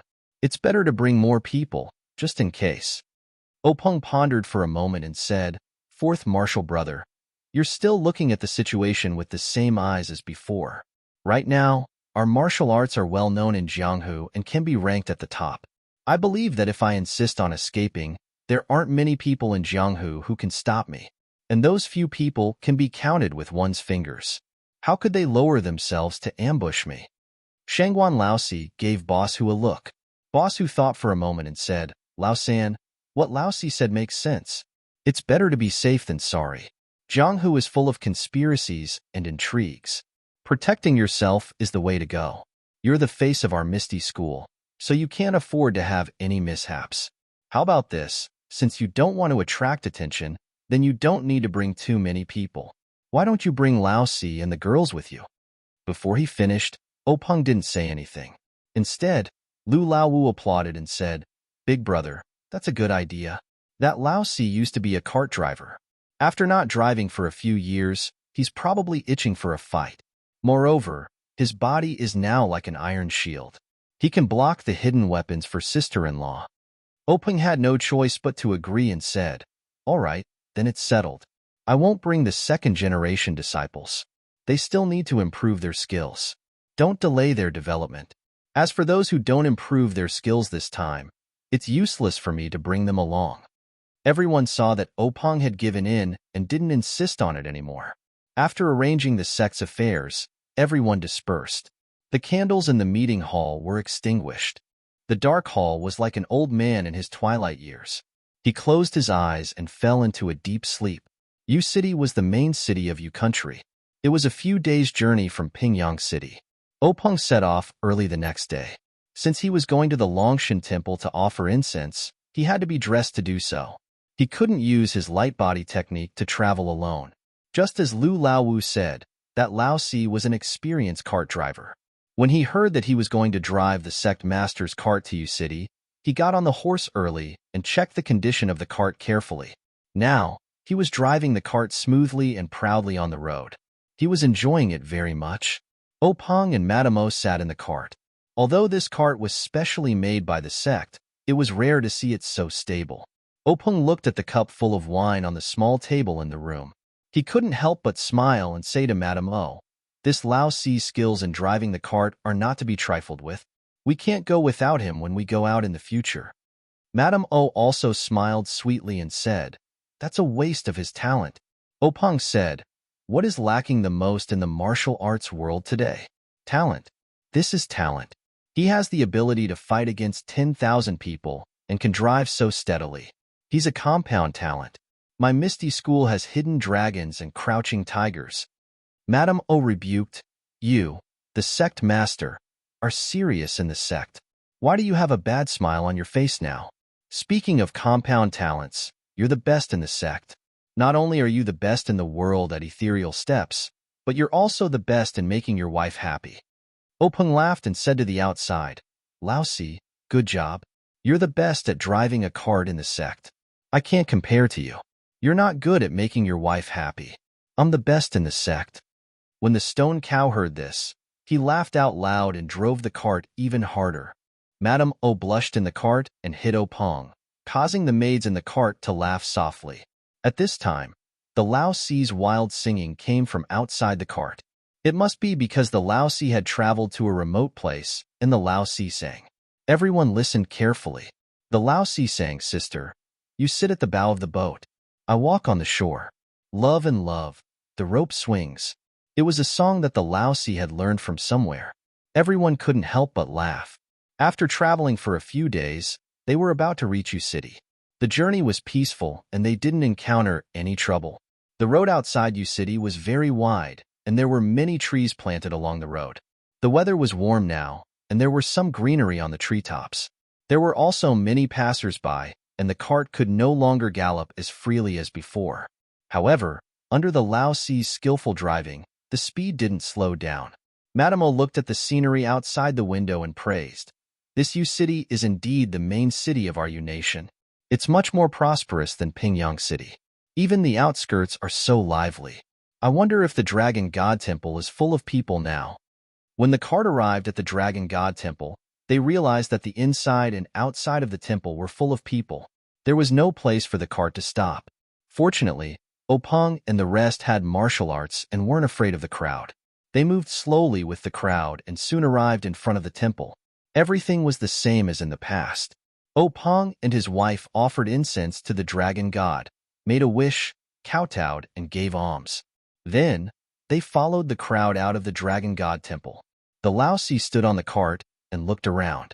When he saw Openg and the rest coming over, he immediately jumped down from the cart and said, "Sect Master, why are you out so soon?" Openg said, "There are so many people coming here every year. The incense is very prosperous. The monks in the temple are all busy and can't talk to their abbot. We'll talk about it when we have time." The Laozi gestured for everyone to get on the cart and then asked Openg, "Sect Master, are we going to the Yu City branch now?" Openg waved his hand and said, "There's no hurry to go to the branch. Go to the restaurant next door to buy some wine and food. We'll go to Wudong Mountain now." The Laozi agreed and went to buy wine and food. Madame O asked curiously, "Why are we going to Wudong Mountain again? Last time, you, Yiming Jushi, Wan Chengjiu, and Tan Yefeng were drinking wine and discussing heroes at Wudong Mountain. Could it be again this time?" Openg smiled and said, "Yes, I didn't have enough fun last year. Of course, I have to continue this year." Not long after, the Laozi bought the wine and food and then drove to Wudong Mountain. The Dragon God Temple was at the foot of Wudong Mountain. Not long after, the carriage arrived at a place where they could climb the mountain. There were also some wine shops and inns in this place. Openg and the others booked a few rooms and arranged for Madame O and a few maids to rest. Openg took the Laozi and walked up the mountain path. Wudong Mountain was not too high, and it was not the season to climb the mountain. There were not many tourists. Openg used his qinggong to walk in front. Although the Laozi practiced external martial arts and also carried wine and food, he was not much slower than Openg on the mountain path. Not long after, Openg reached the top of the mountain. Then, the Laozi also came up. Looking at the Laozi's calm and steady breathing, Openg could not help but mutter in his heart. Although he had only used 30% of his qinggong, he was good at qinggong.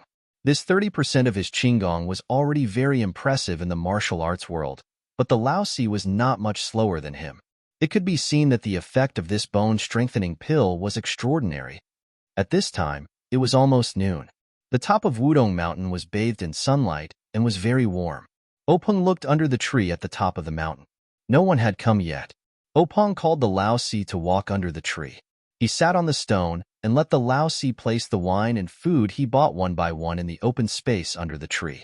Before the Laozi finished placing the wine and food, Openg heard footsteps coming from the mountain path. He stood up and saw a short and strong man coming up from the bottom of the mountain.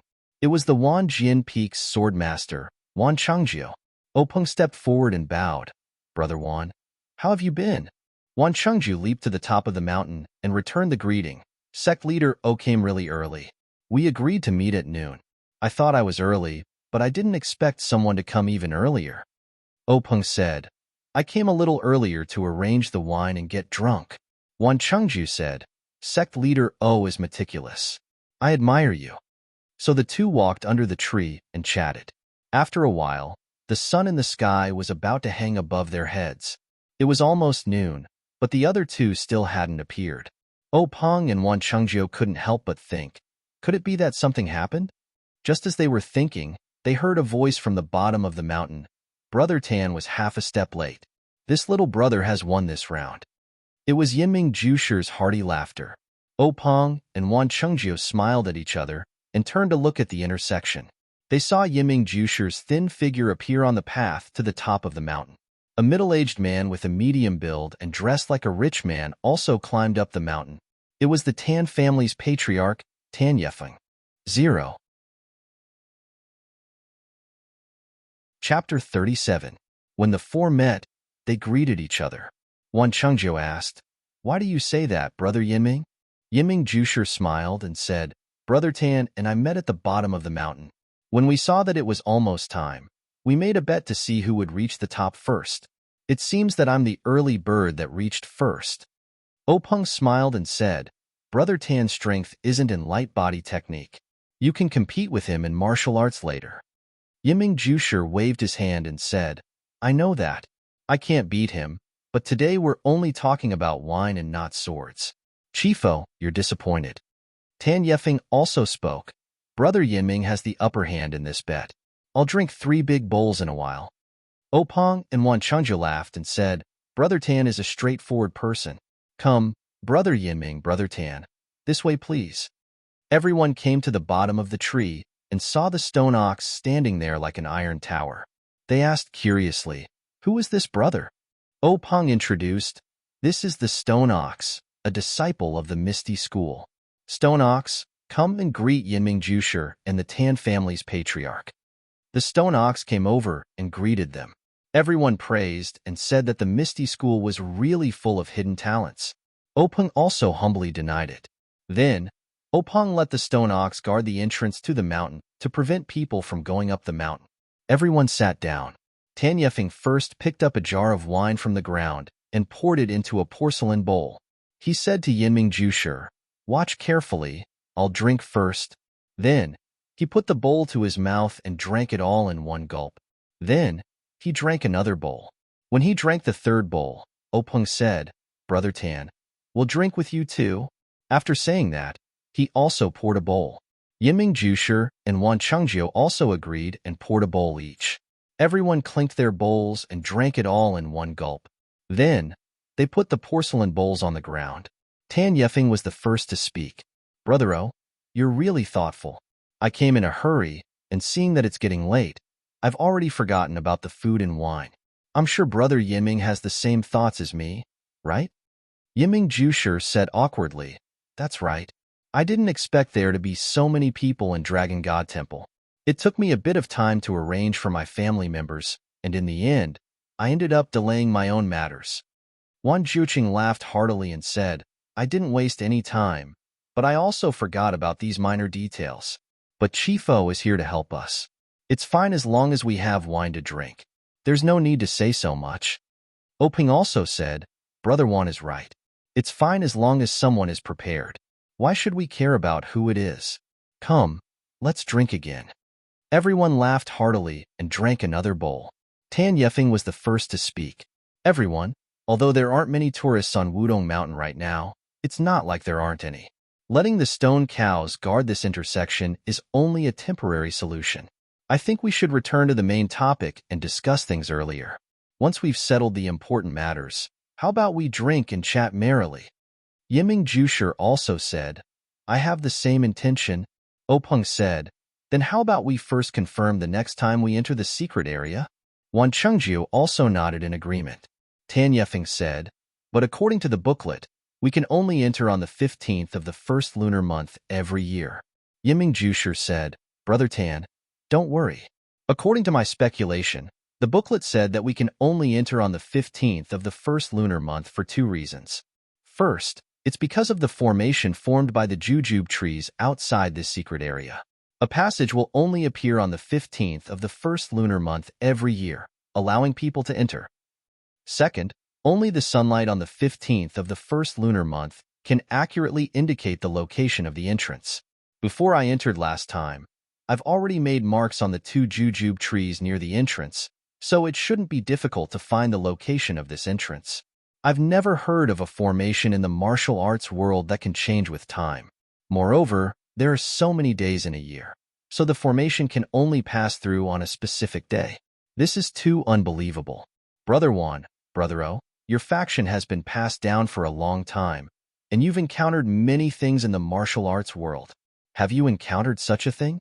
Wan Chengju and Openg looked at each other and shook their heads, but Openg said, Although we haven't encountered it, and the ancient books in the faction haven't recorded it, the formation is indeed lost in the martial arts world. We can't be sure that this formation doesn't have the function of a time limit. The 4 of them did not speak. After all, none of them had any attainments in formations. There was no such talent in the faction, And there might not even be such a person in the entire martial arts world. How could they make a decision? Tan Yefeng said, then there are only two ways now. One is to wait patiently until the 15th of the first lunar month next year, then organize people to enter. The other is to find time recently to send a few people to explore the path and see if we can enter. What do you think? Wan Chengjiu said, the matter of obtaining the treasure in the secret land is of great importance. There can't be the slightest mistake. Last time, we secretly sent the second-generation disciples there. Although we kept it a secret in advance and didn't leak the news, we can't guarantee that the other factions haven't heard of it. In order to keep it a secret, I suggest that we don't try it rashly without being absolutely sure. Otherwise, if the news is leaked, this secret land won't be the secret land of our four factions, but the secret land of the entire martial arts world. Openg also agreed and said, there are no secrets in the martial arts world. Maybe our meeting at Wudong Mountain this time has already fallen into the eyes of someone with ulterior motives. Presumably, there are already people secretly watching us on this mountain. Yiming Jushi said, are we just going to wait for a year in vain? Openg said with a smile, Brother Yinming, you don't know the value of salt and rice until you're in charge. Our faction's actions in the martial arts world can't be compared to your family's power. The composition of our faction is complicated, and it's inevitable that the good and the bad are mixed together. It's very difficult to really do anything in secret. We have to be very careful. Wan Chengjiu also nodded in agreement. Yiming Jushi still didn't give up and said, since you all have such intentions, then I'm going to find a time to explore the secret land again. What do you think? Wan Chengjiu and Openg frowned at the same time. Only Tan Yefeng was expressionless, as if he had already known that Yiming Jushi would have such an idea. Openg saw Tan Yefeng's expression and asked, what does Brother Tan mean? Tan Yefeng coughed and said, in fact, I also have this intention for a long time. I want to explore the secret land before the 15th of the first month of next year. If Brother Yiming didn't mention it, I would have suggested it to you. Wan Chengjiu lowered his head and didn't speak, as if he was thinking. Openg said, before deciding whether to go to the jungle or not, I have a proposal to discuss with you and see if it's feasible. Everyone looked at Openg strangely, waiting for him to speak. Openg said, I suggest that we form an alliance and advance and retreat together in the treasure hunting of the secret land. Yiming Jushi shook his head and said, our villa can't form an alliance with your Misty School and Wan Jianfeng. The Jianghu affairs you participate in are too complicated. There are often gang bloody battles. After forming an alliance, it's not good for the development of our villa. Tan Yefeng also repeatedly agreed. Openg said with confidence, you two have misunderstood. The alliance I'm talking about is a little different from the alliance I usually talk about. First, it's not an alliance between gangs. There's no need to participate in the Jianghu affairs between each other. Second, this alliance is purely an alliance between the four of us. Although the four of us can't share weal and woe with each other, we can form an alliance to advance and retreat together in the secret land and enjoy blessings together. Third, this alliance is limited to the secret land and doesn't involve other aspects. What do you think? Wan Chengjiu said with joy, Leader O really has a bright mind. This idea is good. Let's do it. Yiming Jushi and Tan Yefeng also smiled and agreed. So, Openg poured a porcelain bowl of wine, cut his finger with a sword, and dripped blood into the wine. The other three did the same. Openg took the porcelain bowl, shook it slightly, and drank a few mouthfuls. Then he handed it to Wan Chengjiu. Wan Chengjiu still drank it. Then Tan Yefeng and Yiming Jushi all drank the blood wine. Yiming Jushi smashed the porcelain bowl. Everyone laughed and said, the alliance is a success. Everyone drank another bowl of wine together. Openg then said, since Brother Yiming and Brother Tan insist on going, Brother Wan and I will naturally advance and retreat together with you. How about this? At the end of this month, we'll still send disciples to the same place as last time. Brother Yiming will still lead the way. How about it? Yiming Jushi said, no problem. This is my duty. However, this time, do we still send each other's family members to each other's place? Openg, Wan Chengjiu, and Tan Yefeng looked at each other. Openg said, last time was the first time we cooperated, so we didn't feel at ease.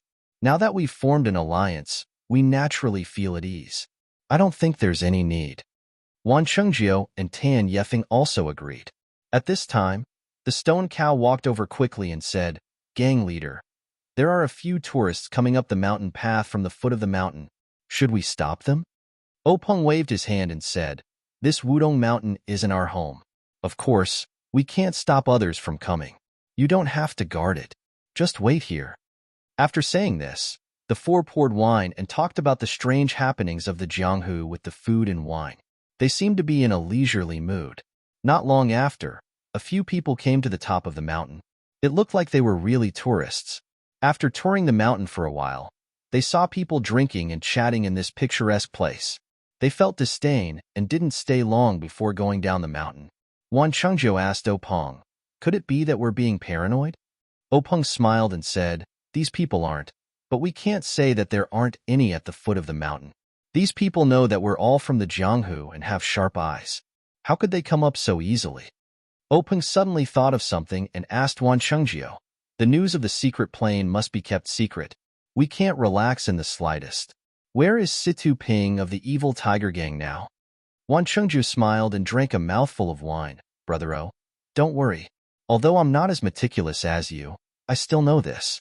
Leader Situ hasn't left Wanjian Peak since she returned with my disciple last time. I've already ordered an elder to accept her as a disciple.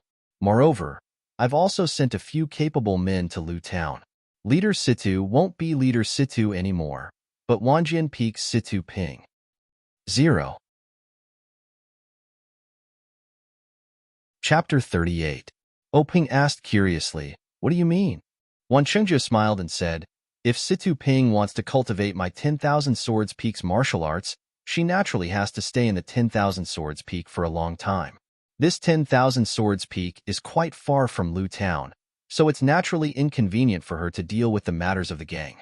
As her martial uncle, I naturally have to do it for her. I have already sent the elite disciples of the gang to Lu Town to take over her evil tiger gang. This kind of small gang, I am only taking care of it for Situ Ping's sake." Openg heard this and only smiled. Brother One really is working hard for your disciple. However, in his heart, he said, "This old fox, he's still trying to act innocent after taking advantage." Wan Chengjiu also said, "Isn't it to protect our secret? Otherwise, why would I be willing to take over this kind of shit?" Everyone said, "Then it's really been hard on Brother Wan. Let's drink a bowl." After that, everyone no longer talked about the secret plane, but talked about the blood of the pugilistic world, romance, and everything else. Only when the food and wine were finished did they split up and go their separate ways. However, they all tacitly agreed not to talk about the treasures they obtained in the secret plane and the improvement of their martial arts. Far away, in a secluded mountain village between Lu Town and Pingyang City, in the same manner that took up a lot of space, there were two people sitting in a large hall in the north. One was a skinny young man, and the other was a middle-aged man whose hair was a little white. They were the evil tiger gang's Situ Liang, hall leader Situ Liang, and Zhao third brother, hall leader Zhao. The two of them were currently drinking tea with their brows furrowed. Hall master Zhao drank a mouthful of tea, but did not seem to be able to taste the tea's fragrance. He heavily placed the teacup on the table and asked Situ Liang, "Hall master Situ, it's been almost a month since there's been any news of the gang leader. We don't even know if he's dead or alive. What should we do?" Situ Liang said unhappily, "Hall master Zhao, what are you saying? How can you say such inauspicious things during the new year?" Hall master Zhao immediately said embarrassedly, "I'm not in a rush. Hey, I take back what I just said." As he said that, he spat on the ground to show that he was taking back what he just said. Then he said, "Without seeing the gang leader, no one had a good year. Who knows what our future will be like?" Situ Liang comforted him. "Although the gang master isn't in the gang, aren't our evil tiger gang's members still here?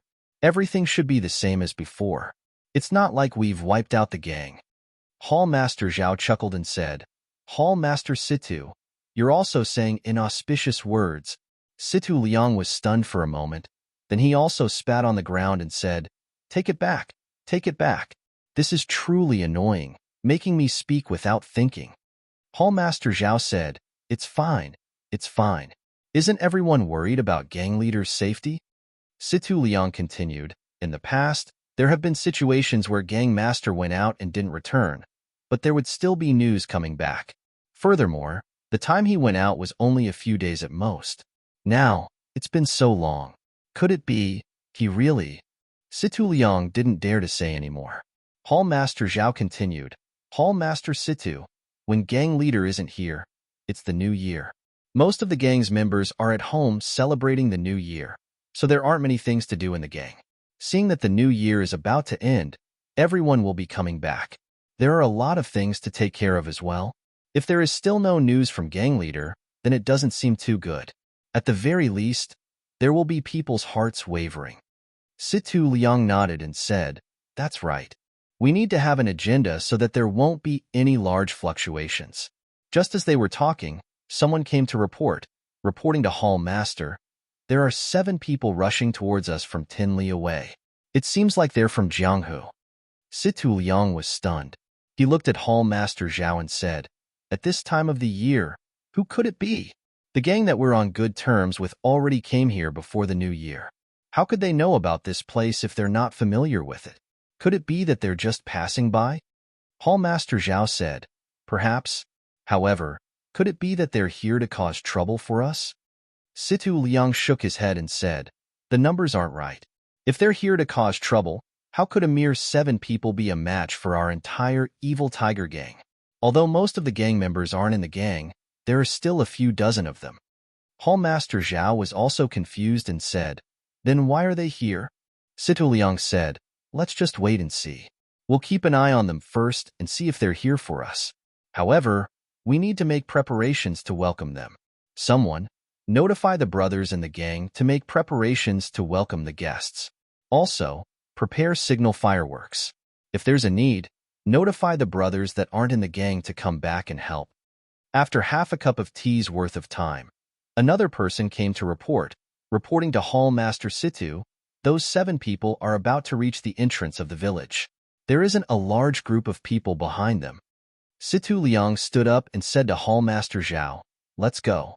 This road in our village only allows people to enter and not exit. It seems like they're here for our evil tiger gang. Hall Master Zhao also stood up and said, let's go. We're going to welcome the guests. These 7 people really did come quickly. When Situ Liang and the others arrived at the entrance of the manor, the sound of their horses' hooves could be heard. Looking from afar, the 7 people were all dressed in black and their faces could not be seen clearly. Only when they got closer could everyone see that the 7 people were of the same height, but they were all different. The one at the front was a young man with delicate features. He was as skinny as Situ Liang, but he carried a large sword on his back. They only saw them arrive at the entrance of the manor and dismount together. Their movements were very nimble and uniform. It was obvious that they had been trained for a long time. When they dismounted, 6 people stood there holding the reins without saying anything. The young man at the front threw the reins in his hands to the person beside him and walked forward himself. He bowed to Situ Liang on the stairs and said, may I ask if you are the evil tiger gang's Situ Liang? Hall Master Situ? Situ Liang also quickly bowed and said, that is me. May I ask who you are? The young man said with a smile, this one is Chu Xiangfeng of the 10,000 Swords Peak. I have come under the orders of my family's swordmaster to deliver news about your gang master, Situ Ping. When Situ Liang heard this, he was shocked. This 10,000 Swords Peak was not something the evil tiger gang could afford to offend. When did the gang master have any relationship with the 10,000 Swords Peak? He said with a smile, may I ask if Xiao Xiaochu has any proof? Chu Xiangfeng did not get angry. He took out a token from his chest and handed it to Situ Liang. Situ Liang took it and looked at it. It was the gang master Situ Ping's token. He could not help but reveal a smile and said, it really is the gang master's token. Xiao Xiaochu, please come in for a chat. Please. However, he did not return the token to Chu Xiangfeng. Chu Xiangfeng did not seem to mind. The group of 7 followed him into the manor. The horses were naturally given to the evil tiger gang to take care of as they entered the inner hall.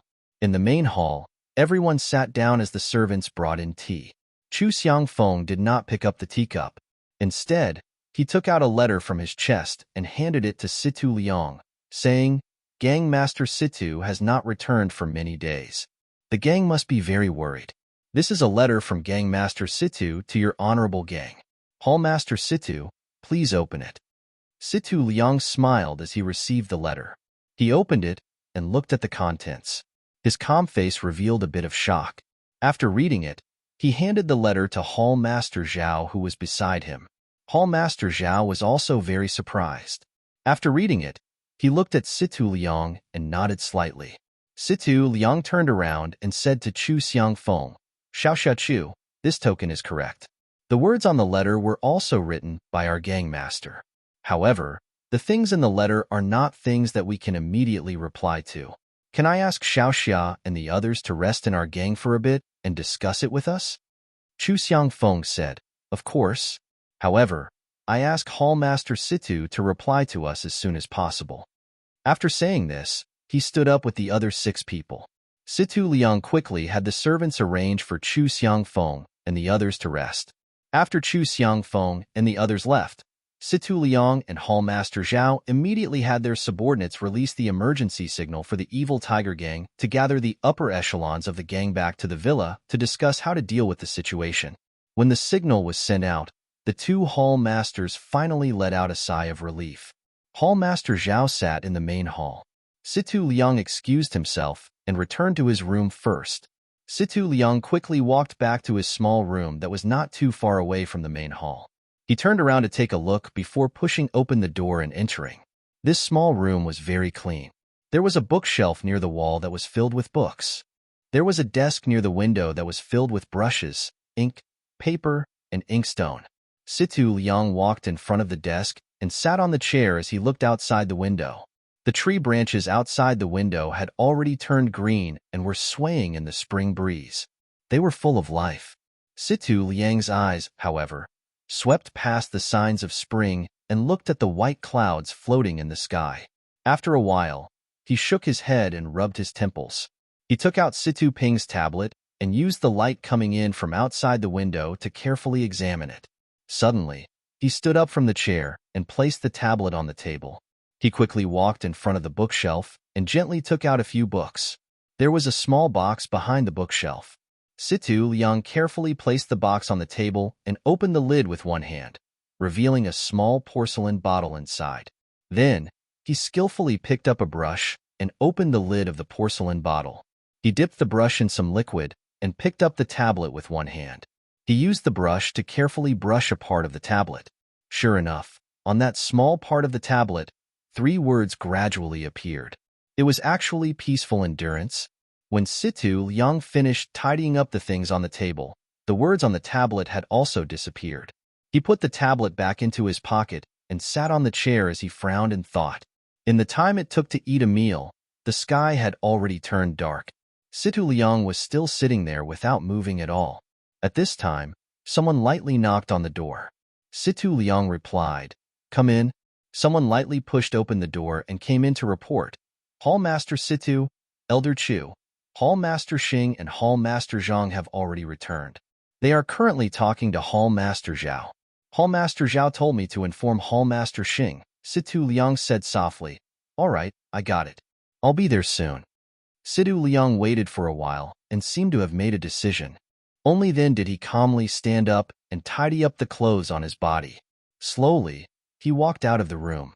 The room was not very far from the main hall, but Situ Liang did not walk quickly. The path in the dusk was no different from usual. However, Situ Liang knew that the evil tiger clan today was different from the evil tiger clan of the past. 0. Chapter 39. When Situ Liang walked into the hall, there were 3 people whispering to each other. Hall Master Zhao silently sat in his original position and drank tea. It was as if he hadn't moved at all since Situ Liang left. Situ Liang's footsteps caused the 3 of them to stop talking. The 3 of them exchanged glances. The white-haired old man did not get up from his chair, but the other 2 stood up. One of them had a medium build and looked like a very capable man. The other was a slightly taller build and had a clean face. He looked like he was in his 40s or 50s. They walked to the center of the hall to welcome Situ Liang. The 3 of them greeted each other. Situ Liang asked, Hallmaster Zhang, Hallmaster Xing, how was your New Year's at home this year? The rich middle-aged man said, It was all right. New Year's with my family is naturally interesting. Compared to Hallmaster Situ staying alone in the gang, I feel a bit uneasy. Situ Liang waved his hand and said, I am alone. Isn't it the same wherever I go? Do you want Brother Zhang, who has a bunch of wives, to stay with me? I heard that Brother Zhang just found a young concubine before the New Year's. The capable man's face was a bit red as he hurriedly said, Hallmaster Situ, you have wronged me. I am only a mortal. I cannot cut off my emotions and desires. I cannot compare to Hallmaster Situ, who has received the teachings of an immortal. You can cut off your mortal fate and leave the world of mortals. Hearing this, Situ Liang said with a strange expression, Brother Zhang, do you think I am a monk? I am still preparing to find someone to carry on my family line. Hearing this, the two of them said, That's good. We have been waiting for that day. While the three of them were chatting, Elder Chu was getting impatient. He lightly coughed. Hearing this, Situ Liang quickly walked over and bowed. Elder Chu frowned and nodded, indicating for Situ Liang to sit. Only then did Situ Liang walk over to the chair across from Elder Chu and sit down. Before he could sit down, Elder Chu impatiently asked, Little Yang, is there any news about Ping? This Elder Chu was an elder in the gang. He had basically watched Situ Ping and Situ Ping grow up. Normally, in the hall, he would call them Gang Master and Hall Master. Now that he suddenly called them by their nicknames, it seemed like he was very worried about Situ Ping. Situ Liang's heart warmed up, and he hurriedly said, Elder Chu, my cousin is fine. She is just temporarily unable to return to the sect. Hall Master Xing also asked, What is going on here? Gang leader has always been a steady person. Something must have happened this time. When I asked old Zhao just now, he wouldn't say anything no matter what. He wanted to wait for you. Hurry up and tell us. Don't keep us in suspense. Situ Liang nodded and took out the letter from his bosom. He stood up and handed it to Elder Chu. Elder Chu took out the letter and read it carefully. His brows furrowed deeper and deeper. After that, Hall Master Xing and Hall Master Zhang also carefully read the letter. After everyone finished reading the letter, the hall fell into a dead silence. Elder Chu was the first to speak, asking, Little Yang, this letter is real, right? Situ Liang nodded and said, This is indeed my cousin's handwriting, and the time matches as well. It shouldn't be fake. Hall Master Zhang continued, But this is strange. Why would Myriad Sword Peak accept the gang leader as a disciple? The gang leader has already passed the best time to practice martial arts. Now that she has joined the Myriad Sword Peak, how can she stand out? Hall Master Xing also said, The most suspicious thing is that the gang leader actually allowed the Myriad Sword Peak disciples to temporarily manage the gang's affairs while she is away? What does this mean?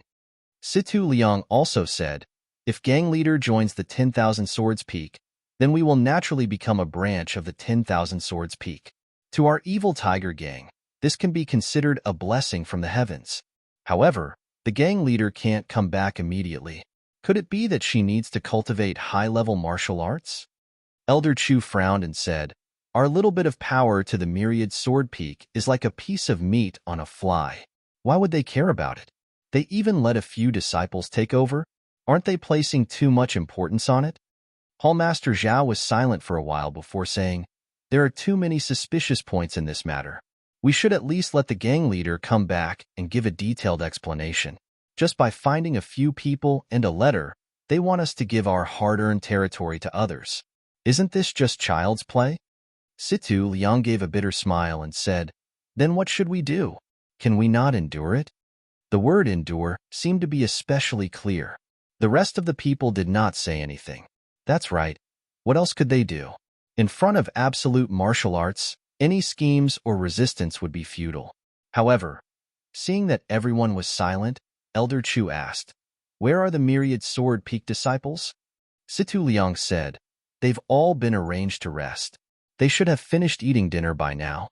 Elder Chu said, Then let them come over for everyone to meet and discuss the details. Situ Liang nodded and sent people to invite Chu Xiangfeng and the others. Not long later, the 7 people from the Myriad Sword Peak arrived at the main hall. The people from the evil tiger gang came forward to greet them. After greeting each other, they sat down. Elder Chu said warmly, Xiao Chu, we are in a remote area here and are lacking in things. I wonder if you can get used to it? Chu Xiangfeng quickly said, Elder Chu is too courteous.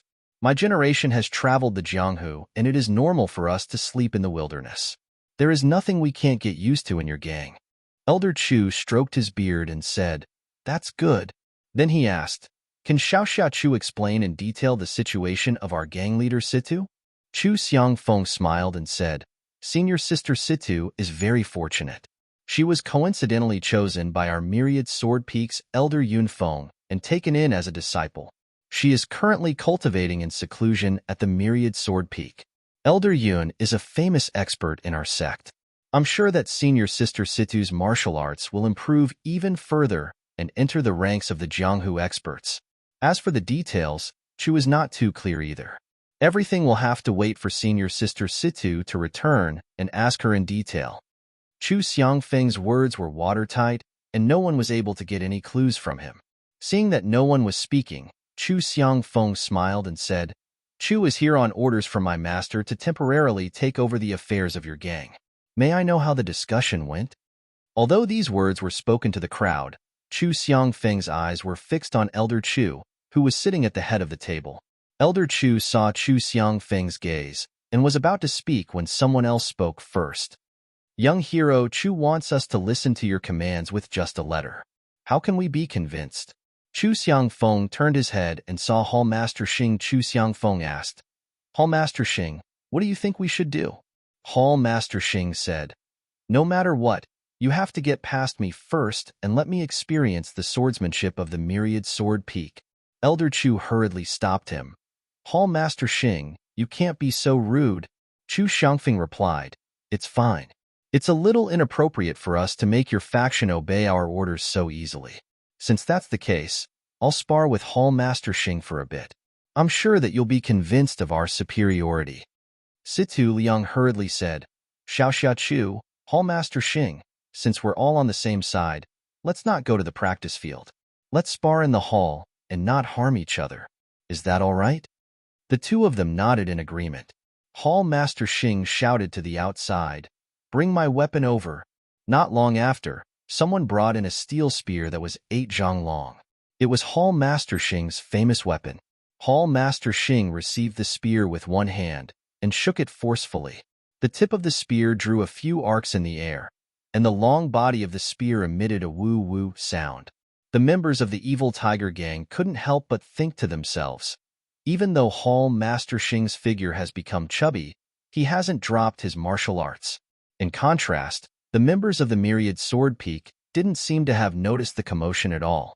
Chu Xiangfeng unsheathed the large sword on his back and walked to the center of the hall with one hand.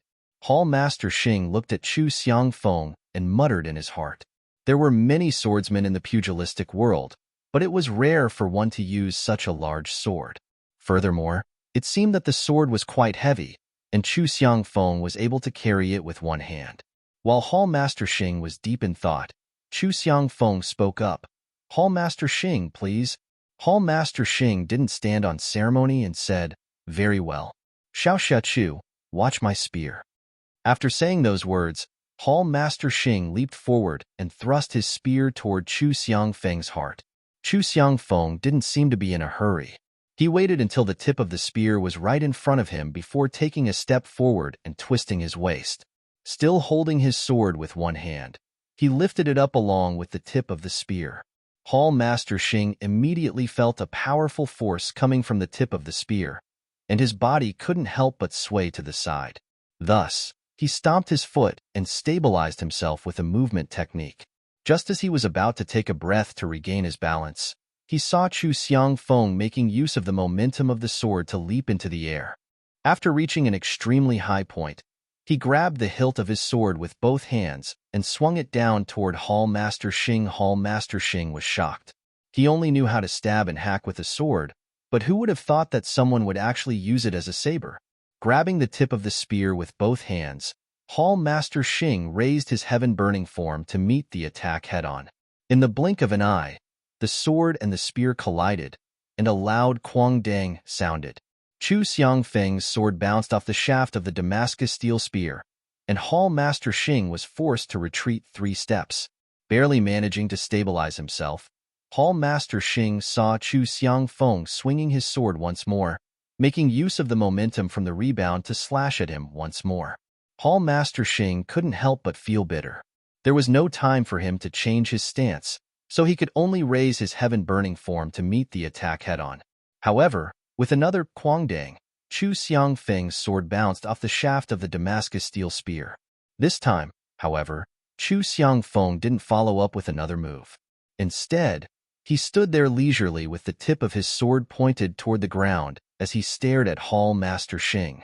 On the other hand, Hall Master Xing was forced to retreat 4 steps. This time, he wasn't able to hold onto the Damascus steel spear anymore. His legs went soft, and he fell to the ground. Unable to hold on to the Damascus steel spear in his hands anymore, he tossed it aside. When Hall Master Xing finally stood back up, he realized that the webbing between his thumb and forefinger had been torn. A wave of fear welled up in his heart as he muttered, "I wonder how much strength is hidden in that skinny body of his. What a godly strength. It's fortunate that it was a sparring session, or else I would have been killed by the other party's attack." Seeing the ashen expression on Hall Master Xing's face, Chu Xiangfeng clasped his fist and said, "I admit it." Hall Master Xing returned the gesture and said, "I'm impressed." 0. Chapter 40. The exchange between the two could not be said to have happened in an instant, but it had only taken a few breaths of time for victory and defeat to be decided. This caused the jaws of the evil Tiger Gang members to drop to the ground. On the other hand, the 6 people from the 10,000 Swords Peak had normal expressions. From their point of view, this was completely normal. Hall Master Xing sat on the chair with an ashen face, as if he had not yet recovered from the shock. Situ Liang and the others did not go up to comfort him. Their minds were also quickly turning. They originally felt that they had no choice but to accept the 10,000 Swords Peak, sending someone to take over the evil Tiger Gang, but when they saw that it was a youngster, they naturally wanted to give him a show of strength so that he would not look down on the evil Tiger Gang. This way, when the authority of the gang leader was distributed, they would have an advantage. So when Hall Master Xing raised his objection, no one stopped him and instead chose to watch from the side. However, the result was too unexpected. In just 3 moves, Hall Master Xing was defeated. Thinking back to Chu Xiangfeng's 3 moves, the timing of the moves was very clever. Each move was something that Hall Master Xing had no choice but to take on. The positions of the moves were not too tricky and were even wide open. However, the most important thing was the strength of the moves and the power contained in the large sword. It was something that Hall Master Xing could not compare to. It was a great coincidence. If it had been anyone else from the evil Tiger Gang that went up, they would also have had the same result. No wonder the evil Tiger Gang only sent 7 people. These 7 people were equivalent to half of the evil Tiger Gang. Seeing the evil Tiger Gang members' uncertain expressions, Chu Xiangfeng did not give them too much time to think. He held the large sword in his hand and said loudly, "Everyone, if there is anyone else who has objections, please stand up and speak." Situ Liang and the others exchanged glances. Elder Chu stood up and said, "Xiao Chu, please put away your sword. We do not have any objections." Chu Xiangfeng saw Elder Chu speak, so he put his large sword back on his shoulder. However, he did not return to his seat. Instead, he looked at the evil Tiger Gang members and asked again, "Does anyone have any objections to my 10,000 Swords Peak temporarily taking over the evil Tiger Gang?" Situ Liang and the others all said, "Yes, we will follow the gang leader's orders and listen to 10,000 Swords Peak Xiao Chu." Then, Situ Liang invited Chu Xiangfeng to take a seat, saying, "Clan Master Chu, please take a seat. We will listen to Clan Master Chu's orders." Chu Xiangfeng wasn't polite. He walked to a chair in the front of the hall and sat down. He then said to the evil Tiger Gang members, "Everyone, please sit." Thus, everyone sat back down. Chu Xiangfeng said, "Everyone, please do not have any misgivings. I am following my sword master's orders to temporarily take over the evil Tiger Gang. All matters will be handed over to clan leader Situ once she returns. Moreover, before clan leader Situ returns, the matters of the gang will still be handled by Elder Chu, Hall leader Situ, and the others. We will not interfere. We only ask that Hall leader Situ give us an explanation before you do anything. Situ Liang and the others were very puzzled. What was this? Taking over the position of clan leader and not using the clan leader's strength, he did not care about the matters of the gang. Hall Master Xing even looked at his cracked palm in regret. If he knew this would happen, he would not have competed with this person and lost his face for nothing. However, everyone had their own explanations. The evil tiger gang was their entire world in their eyes and could not be violated. However, in the eyes of this person, they were nothing more than chicken ribs. This Chu Xiangfeng probably didn't want to come, but because of his master's orders, he decided to not interfere and let them develop on their own. Thinking of this, everyone revealed expressions of relief. Chu Xiangfeng saw that everyone understood his intentions, so he didn't want to stay in the hall for too long. He said, "Then I'll have to trouble everyone with the matters of the evil tiger gang in the future. We will temporarily stay in the place arranged for us this afternoon. If there is nothing important, do not disturb our cultivation." After saying this, he cupped his hands and bid farewell to the evil tiger gang members. The group of people returned to their living quarters. When they returned to their living quarters, Chu Xiangfeng had everyone enter their own rooms and left one person to guard the door. Looking at the 5 people in the room, Chu Xiangfeng said with satisfaction, "Today, the matters of the evil tiger gang have been settled. From today onwards, we will guard this place and wait for the sword master's next orders. 2 junior brothers Wang, you should rest well tonight. Tomorrow morning, you will go to Lu Town and watch over that place. If any Jianghu people appear, immediately inform us." 2 of them cupped their hands and agreed. Afterwards, Chu Xiangfeng ordered the rest of the people, "The rest of you will follow our habits in the 10,000 Swords Peak and continue to practice martial arts. Do not slack off." Everyone agreed and went their separate ways. Situ Liang and the others were in the hall. After a moment of silence, Elder Chu opened his mouth and asked, "Little Liang, where have you arranged for young hero Chu and the others to stay?" He did not address them as Sect Master Chu. Situ Liang said, "Arrange for them to be in East Room 1 to East Room 7. Elder Chu said, "It's better to let them stay in the VIP rooms." Situ Liang replied, "All right, I will immediately arrange for people to take care of it." At that time, it was because I read the letter that my heart was in a mess. That's why the arrangements were inappropriate. Elder Chu then said, "How about this? Everyone is tired today. Let's go back and rest first. If there is anything else, we can discuss it tomorrow morning. How about that?" Everyone also left. Situ Liang leisurely returned to his own room. The room was not lit up with an oil lamp, so it was completely dark. He walked into the familiar darkness and closed the door tightly. He walked in front of his desk and just stood there. He looked at the moon covered by dark clouds outside the window and did not move for a long time. After a while, he seemed to have sorted out his thoughts. Only then did he light up the oil lamp. The bean-sized flame quickly filled the room with light. Situ Ping picked up a pen and paper and carefully wrote a letter with very small handwriting. Then, he carefully rolled it into a small paper stick and placed it into a metal ring. Following that, he took out 2 empty metal rings and placed 2 small paper sticks into them. Then, he placed the 3 metal rings into his pocket. Only then did he blow out the oil lamp and walk out of the room. After Situ Liang walked out of the room, he did not walk far away. Instead, he walked into a slightly bigger room right next to his room. When he opened this room, he could hear the gulyulu sounds of pigeons. So this was a place to raise carrier pigeons. He walked to the innermost corner with familiarity. From a pile of pigeon cages, he found 3 slightly smaller ones and opened them one by one. He took out the metal rings from his pocket and very skillfully put them on the ankles of the 3 pigeons. Finally, he took the 3 cages and walked to the window. He opened the window and opened one of the cages first. He then released a pigeon. That pigeon flew in the air and circled around a bit before landing on the windowsill. It seemed like it did not want to fly out. However, Situ Liang grabbed the pigeon and threw it into the air again. This time, the pigeon circled around a bit before flying out in one direction. Situ Liang did not immediately release the second pigeon. He waited quietly for the time it took to brew a cup of tea. When he did not hear any movement, he released the second pigeon. After the second pigeon flew away, he released the third pigeon. The three carrier pigeons all flew towards the same place. In the pitch-black night, they carried some sort of mysterious mission.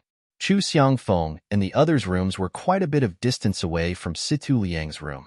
They were in different parts of the hall, so they did not notice anything. The evil tiger gang members were already used to the pigeons flying out, so the sound of the three pigeons flying out did not catch anyone's attention.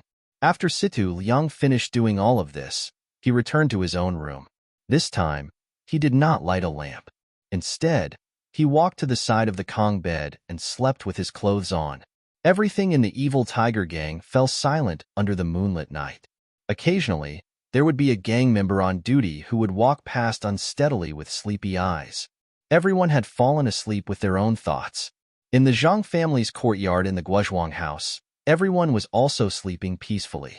Only waves of suppressed coughing could be heard from Grandma's room. Grandma was lying on the Kong bed and using the blanket to tightly cover her mouth. Her ears were turned to the side, but she would occasionally listen in Zhang Xiaohua's direction. Although the moonlight outside the window was bright, the room was still very dark. There was no movement from Zhang Xiaohua's side, but Grandma was worried that she would wake up her beloved grandson and disturb his sweet dreams. However, with her disappointing body, she felt very stuffy in her chest and could not help but cough. She could not walk out of the room, nor did she want to disturb her grandson, so what could she do? What made her feel gratified was that Zhang Xiaohua was sleeping very peacefully. She thought that perhaps she should tell her child's mother to let her live in her relative's wooden hut tomorrow. Only then would she be able to feel at ease. At this time, Zhang Xiaohua seemed to have turned over. Grandma quickly closed her mouth and suppressed the coughing that was already close to her throat. However, how could she suppress this kind of cough? Grandma's throat was itchy and her face was red. When she heard that Zhang Xiaohua was no longer moving, she carefully coughed out. However, because she had suppressed it for a while, the coughing became much more intense. Grandma even felt that some liquid had been coughed out onto the blanket. In the middle of the night, Grandma did not fall asleep. After waiting for the rooster to crow a few times, she felt that it was already dawn. Grandma quickly got up and groped her way out. The small courtyard was still very quiet. Grandma did not hear any other sounds. Presumably, Guosufei and Lu Qian had not woken up either. Grandma did not walk to the center of the courtyard. She leaned against the wall outside the room and used a towel to cover her coughing. After the time it took to eat a meal, Grandma heard the door to the central room creak open. Someone came out from inside. Then, she heard Guosufei's voice. "Mother, why are you up so early? It's cold outside." Guosufei walked over and wanted to help Grandma back to the room. However, Grandma refused to go back and said, "I'm always coughing. I'm afraid that I'll wake Xiaohua up." Guosufei's eyes immediately turned red and said, "Then, Mother, come to the central room first." She helped Grandma to the central room. At this time, Lu Qian also got up. She was also very surprised to see Guosufei supporting Grandma. She quickly opened the door to the central room and let the two in. Listening to Grandma's continuous coughing, she could not help but think, "I don't know if this spring water really works. Grandma's condition is getting worse." 0. Chapter 41. A new day had begun, and everyone was busy with their own matters. Grandmother was also sitting in the courtyard, enjoying the rare sunshine. Guosufei saw that the weather was very good, and the sun was shining brightly. She wanted to take out the quilts and mattresses in the house to dry. First, she hung the quilts in her room and Zhang Xiaolong's room to dry. Then, she went to Grandmother's room to tidy up Grandmother's and Zhang Xiaohua's quilts. But after she walked into the room, the family outside heard her cry out. Grandmother's ears were sharp, and she said, "What's going on?" "Guosufei." Then, Guosufei's voice came from the room. "It's nothing, Mother. There's a mouse." Zhang Kai, who was fiddling with the farm tools, laughed and said, "You're already so old. Why are you still afraid of that little thing? It's a bit funny." When Zhang Xiaohua heard this, He quickly bounced over and said, "Mother, where's the mouse? I'll help you. I'm the best at catching mice." But he ran into the room and saw his mother sitting by grandmother's Kong. She was holding grandmother's quilt and sobbing softly. When Zhang Xiaohua saw this scene, he carefully walked over and asked his mother in a low voice, "What's wrong, mother?"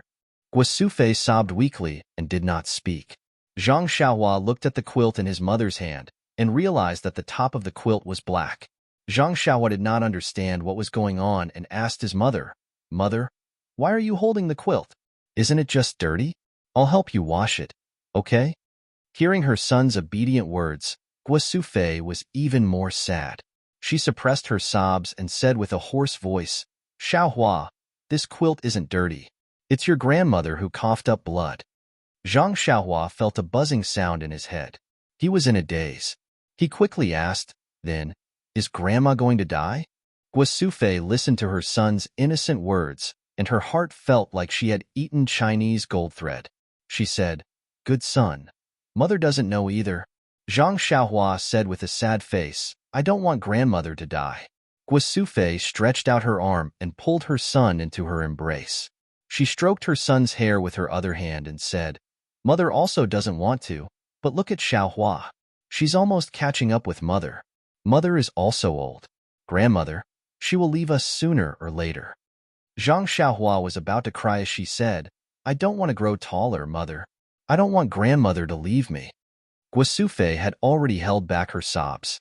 She hugged her son and sighed softly. At this time, Zhang Xiaohua thought of Lu Qian's words. He asked, "Mother, Sister Lu told me that there are immortals who can live forever. If we find them, will Grandma not leave us?" Guosufei said, "Maybe, Xiaohua. That's what the stories say, but no one has ever seen an immortal before." Zhang Xiaohua said, "Then I'll go find the immortals and ask them to save Grandma." Guosufei said lovingly, "Good boy." Then she looked at her son. Looking at his clear eyes and anxious expression, she said, "No one knows where the immortals are. Where are you going to find them? And it's too late to find them now. Why don't you accompany Grandma and let her hear your voice more?" Zhang Xiaohua nodded vigorously when he heard this, as if he really understood. At this time, Zhang Kai shouted outside, "Xiaohua, have you killed the mice?" Guosufei also shouted, "They've all run away. Where are we going to kill them?" Then she said to Zhang Xiaohua, "Let's go out, but don't cry when we go out. Don't let your grandmother know." Zhang Xiaohua nodded in agreement. Guosufei walked out of the house with the quilt in her arms. Zhang Xiaohua walked behind her with his head down. Guosufei went to dry the quilt. Zhang Xiaohua walked to Grandma and said, "Grandma, are you thirsty? Shall I get some water for you?" Grandma smiled and said, "Yes, I'm a little thirsty. Xiaohua, go get some water for Grandma. You're so obedient. Be careful not to burn your hands." It seemed that in Grandma's heart, Zhang Xiaohua was still a 4 or 5-year-old child. Zhang Xiaohua went into the house to get water for Grandma. Guosufei originally wanted to dry Grandma's quilt in a slightly hidden place. But after thinking about it, she took a basin and wanted to wash the blood off the quilt first. Lu Qian saw that Guosufei wanted to wash the quilt and hurried over to help. When she saw the stain on the quilt, she was also stunned. Guosufei saw that Lu Qian saw it. She thought for a moment and said in a low voice, "Go and call Xiaolong and the others over." Quietly. Lu Qian nodded and went over to signal a few people to come over. When everyone came over and saw the stains on the quilt that Guosufei had placed in the basin, they all stopped talking. The warm sunshine just now couldn't warm their hearts even a little at this moment. Zhang Xiaohua brought the water to Grandma. She first tasted the water with her mouth before putting it in Grandma's hand. Grandma took the water and drank a mouthful. There was a smile on her face as if she was drinking sweet honey water. Grandma took a long breath and coughed a little. When everyone saw this scene under the sun, their hearts were warm. The coldness in their hearts had long been driven away. Everyone seemed to know what they should do. They all walked back to Grandma's side and sat around her. While they were busy with their own things, they looked at their beloved family members. They wanted to imprint her voice and smile deeply in their hearts. Grandma didn't know what others were doing. She just sat in the chair at ease, basking in the warm sunshine. A comfortable smile stayed on her face. She was very peaceful and happy. Guasufei was busy washing the quilt and drying it. She also sat beside Grandma and said softly, "Nyangqin, what do you want to eat for lunch? I'll make it for you." Grandma thought for a moment and said, "Make streaky pork?" Guasufei said strangely, "Nyangqin, you don't usually eat such greasy food?" Grandma said, "I'm hungry today. I want to eat some." Guasufei said, "Okay, I'll go to the village entrance to buy some meat later." Zhang Xiaolong immediately said, "Nyangqin, I'll go. I should go out more." Guasufei agreed. Lu Qian also said, "I'll go with you. Don't always carry heavy things with your arms. Be careful not to have problems again." Zhang Xiaolong said with a smile, "It's enough to buy 2 caddies of meat. How can I not be able to carry it?" Lu Qian smiled and didn't say anything. So the two went out together. Grandma narrowed her eyes and guessed that Zhang Xiaolong and them went out. Then she said to Guasufei, "Sufei, I want to tell you something." Guasufei said, "Okay, Nyangqin. Wait a moment. I'll get you a cup of water to moisten your throat." Guasufei poured another cup of water for Grandma. Then she moved a stool and sat opposite Grandma. She asked Grandma, "Nyangqin, what do you want to say?" Grandma said, "Sufei, did you vomit on my quilt?" Guasufei's face was shocked. She immediately said, "No, Nyangqin, no. It's just a little dirty. I'll wash it." Grandma sighed and said, Sufei, you don't have to hide it from me. I vomited on my own. How can I not know? It's just that I'm not sure. You can ask Xiao Kai and the others to go over and take a look. I can hear it. I know in my heart." Guasufei said, "Nyangqin, don't think too much. Your cough will definitely get better." Grandma said with a smile, "You silly child. Why are you like Xiaohua? You're already 40 or 50 years old. You're still comforting your Nyangqin." Guasufei began to wipe her tears again. She cried and said, "Nyangqin," Grandma continued, "Sufei, you have to be more open-minded. Birth, old age, illness, and death are unavoidable. That year when your father passed away, I was also sad for a long time before I woke up. At that time, I was only sad for myself and didn't care about you. This time, it's my turn. I have to make you sad again. There's no other way. Your father and I worked hard our whole lives and didn't let you live a good life. With Xiao Kai taking care of you, I'm relieved. Xiaolong, Xiaohu, and Xiaohua are all good children. After I leave, don't let them miss me too much. Be busy with farm work. I will pray to the gods to protect you all in the underworld." Zhang Xiaohua's heart ached when he heard this. He hugged Grandma and said, "Grandma, don't worry. I'll protect Nyangqin well." Grandma stroked Zhang Xiaohua's hair and said kindly, "I know that Xiaohua will grow up to be a man and will protect the family. I'm very relieved." Then, Grandma said, "Sufei, I don't have any wishes in this life. I'm satisfied to see you and Xiao Kai live a comfortable life without quarrels. It's just that before I leave, I don't see Xiao Long get married and hold a great-grandchild. It's a bit regretful. I think Lu Qian is a good child. You must find a way to marry her. That's our family Xiao Long's good fortune." Everyone surrounded their grandmother and listened to her speak. In their sadness, they did not notice that there were 2 people who were walking to the gate of the small courtyard. When the 2 of them heard the 2 words Lu Qian, they stopped in their tracks and listened carefully to what their grandmother was saying in the small courtyard. Guasufei continued, "Nyangqin, you're right. Lu Qian is a good child. There's nothing to nitpick about her words and actions. Moreover, her appearance and figure are 1 in 100. Being able to marry into our family is because Xiao Long accumulated good karma in his previous life." But Guasufei wanted to say something but stopped. She didn't want to disturb her mother's good dream. However, there was a big gap between their family and the Lu family. If she rashly promised her mother now and couldn't fulfill it in the future, wouldn't her mother be unable to rest in peace in the afterlife? Grandma seemed to know what she wanted to say. She patted Guasufei's hand and said, "Sufei, Lu Qian isn't a child who despises the poor and loves the rich. If she likes our family Xiao Long, she would have already married him. Mr. Lu is educated and reasonable. I think he would agree. You should find time to sound Lu Qian out. If she doesn't have any feelings for our family Xiao Long, then forget it. Don't force her. I heard from Xiaohua that Xiaolong's injury will be healed soon. You should also let her go back quickly. Staying in our family is not good for Lu Qian's reputation. Although we saved her, she has also taken care of our family for so long. Guosufei said, Okay, Nyang Qin. I'll tell Lu Qian tomorrow and let her go home quickly. Grandma heard this and a trace of disappointment appeared on her face.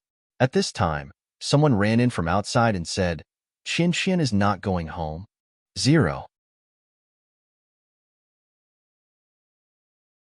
Chapter 42. The person who came in was Zhang Xiaolong. The two of them stood at the door and listened to the conversation between grandmother and mother. Lu Qian's face was red with embarrassment. Zhang Xiaolong listened and looked at Lu Qian's expression.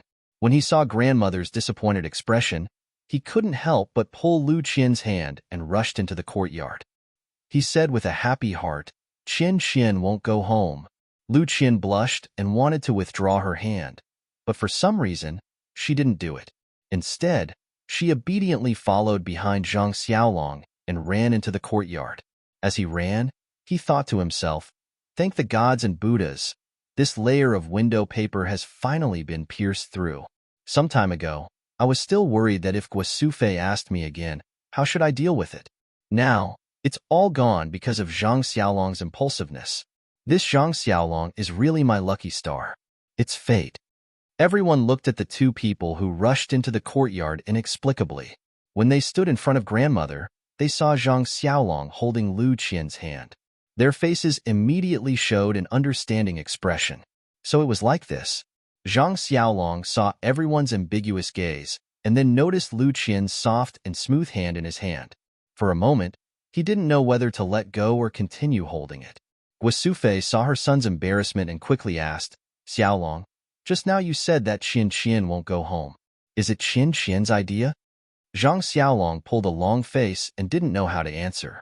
At this time, the little hand in his hand gently scratched his finger. He understood and said happily, Yes, mother, it was Qian who told me. Everyone was overjoyed. Grandmother was so happy that she couldn't close her mouth. Guosufei walked in front of Lu Qian and asked in disbelief, Qian, this is a lifelong event. You have to think carefully. Don't regret it in the future. Others didn't think too much about it. They knew that Guosufei wanted to confirm Lu Qian's thoughts. Lu Qian was happy in her heart. This family was really simple.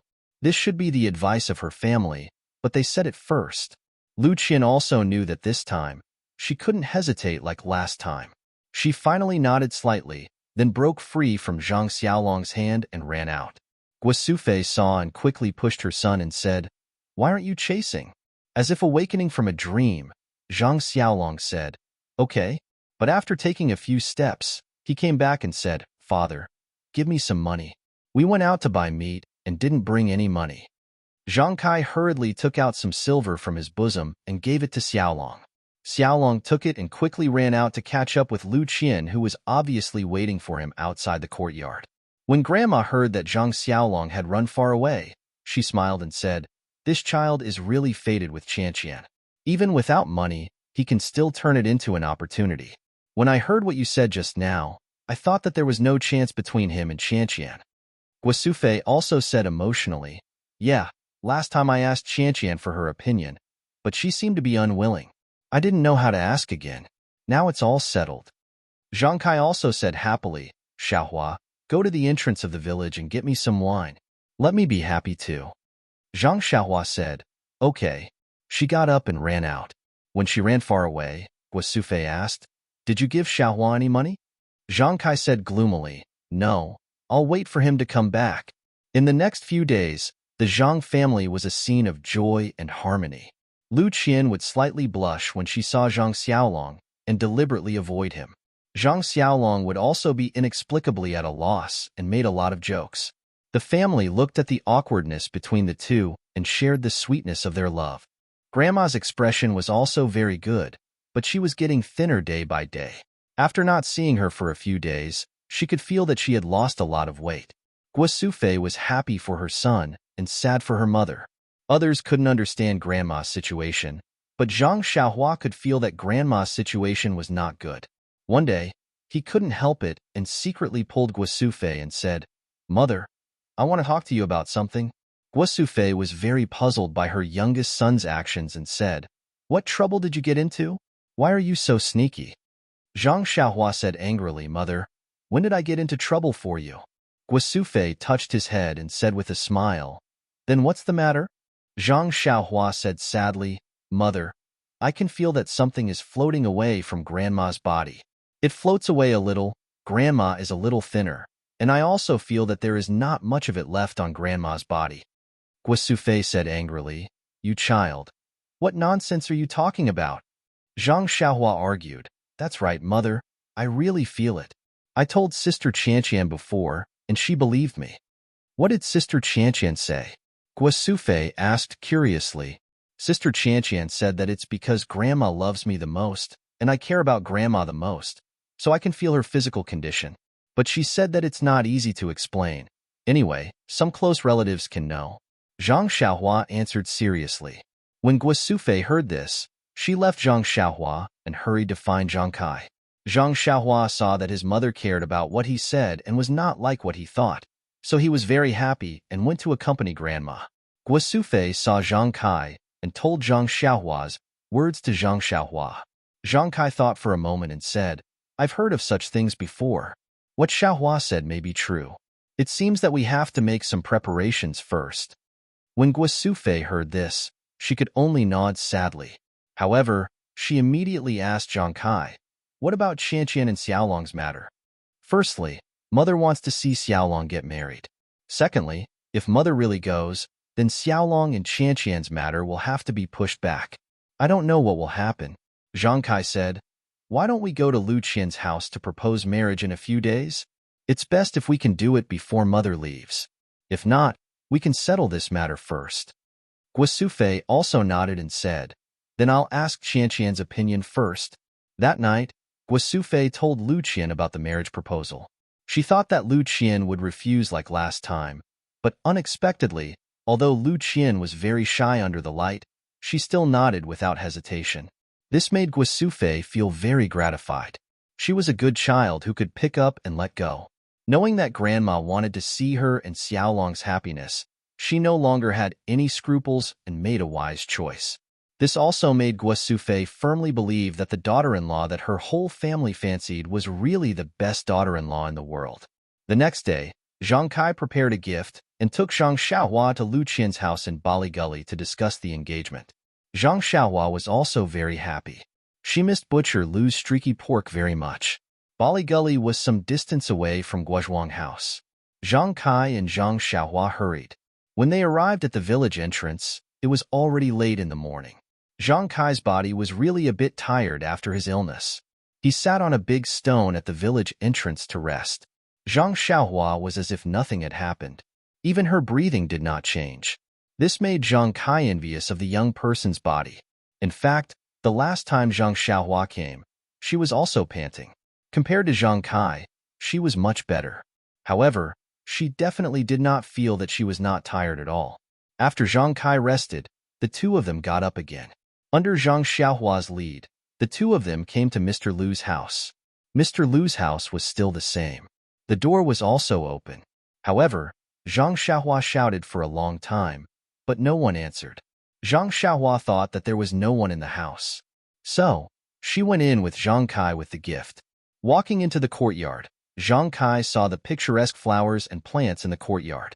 Although spring had not arrived and there were no flowers blooming, he could still see the exquisiteness of the courtyard and the owner's elegant taste. He could not help but sigh. Only such an environment could raise such an outstanding child like Lu Qian. Of course, he also had expectations in his heart. If his small courtyard could also be like this, he would be satisfied in this life when he was old and could retire in such an environment. While Zhang Kai was looking at the small courtyard, Zhang Xiaohua's eyes went to the side room next to the courtyard. Zhang Xiaohua's logic was very simple. Since the courtyard door was not locked, then he must be at home. And after shouting for a long time and no one answered, then he must be busy with something. What could a scholar be busy with? It was nothing more than writing and drawing. Lu Qian said that there was a study room next to the central room. Perhaps Mr. Lu was in the study room. Sure enough, in the side room on the right, she saw a familiar back. It was Mr. Liu. His back was facing the door, and he was writing something on the table. Zhang Xiaohua pulled her father, who was walking towards the central room, and pointed at Mr. Liu's back. Only then did Zhang Kai stop. Turning around, he followed Zhang Xiaohua to the door of the study room. Zhang Xiaohua was about to walk in, but she was stopped by her father. Zhang Kai gestured for her to be quiet and then stopped. Zhang Xiaohua knew what her father meant.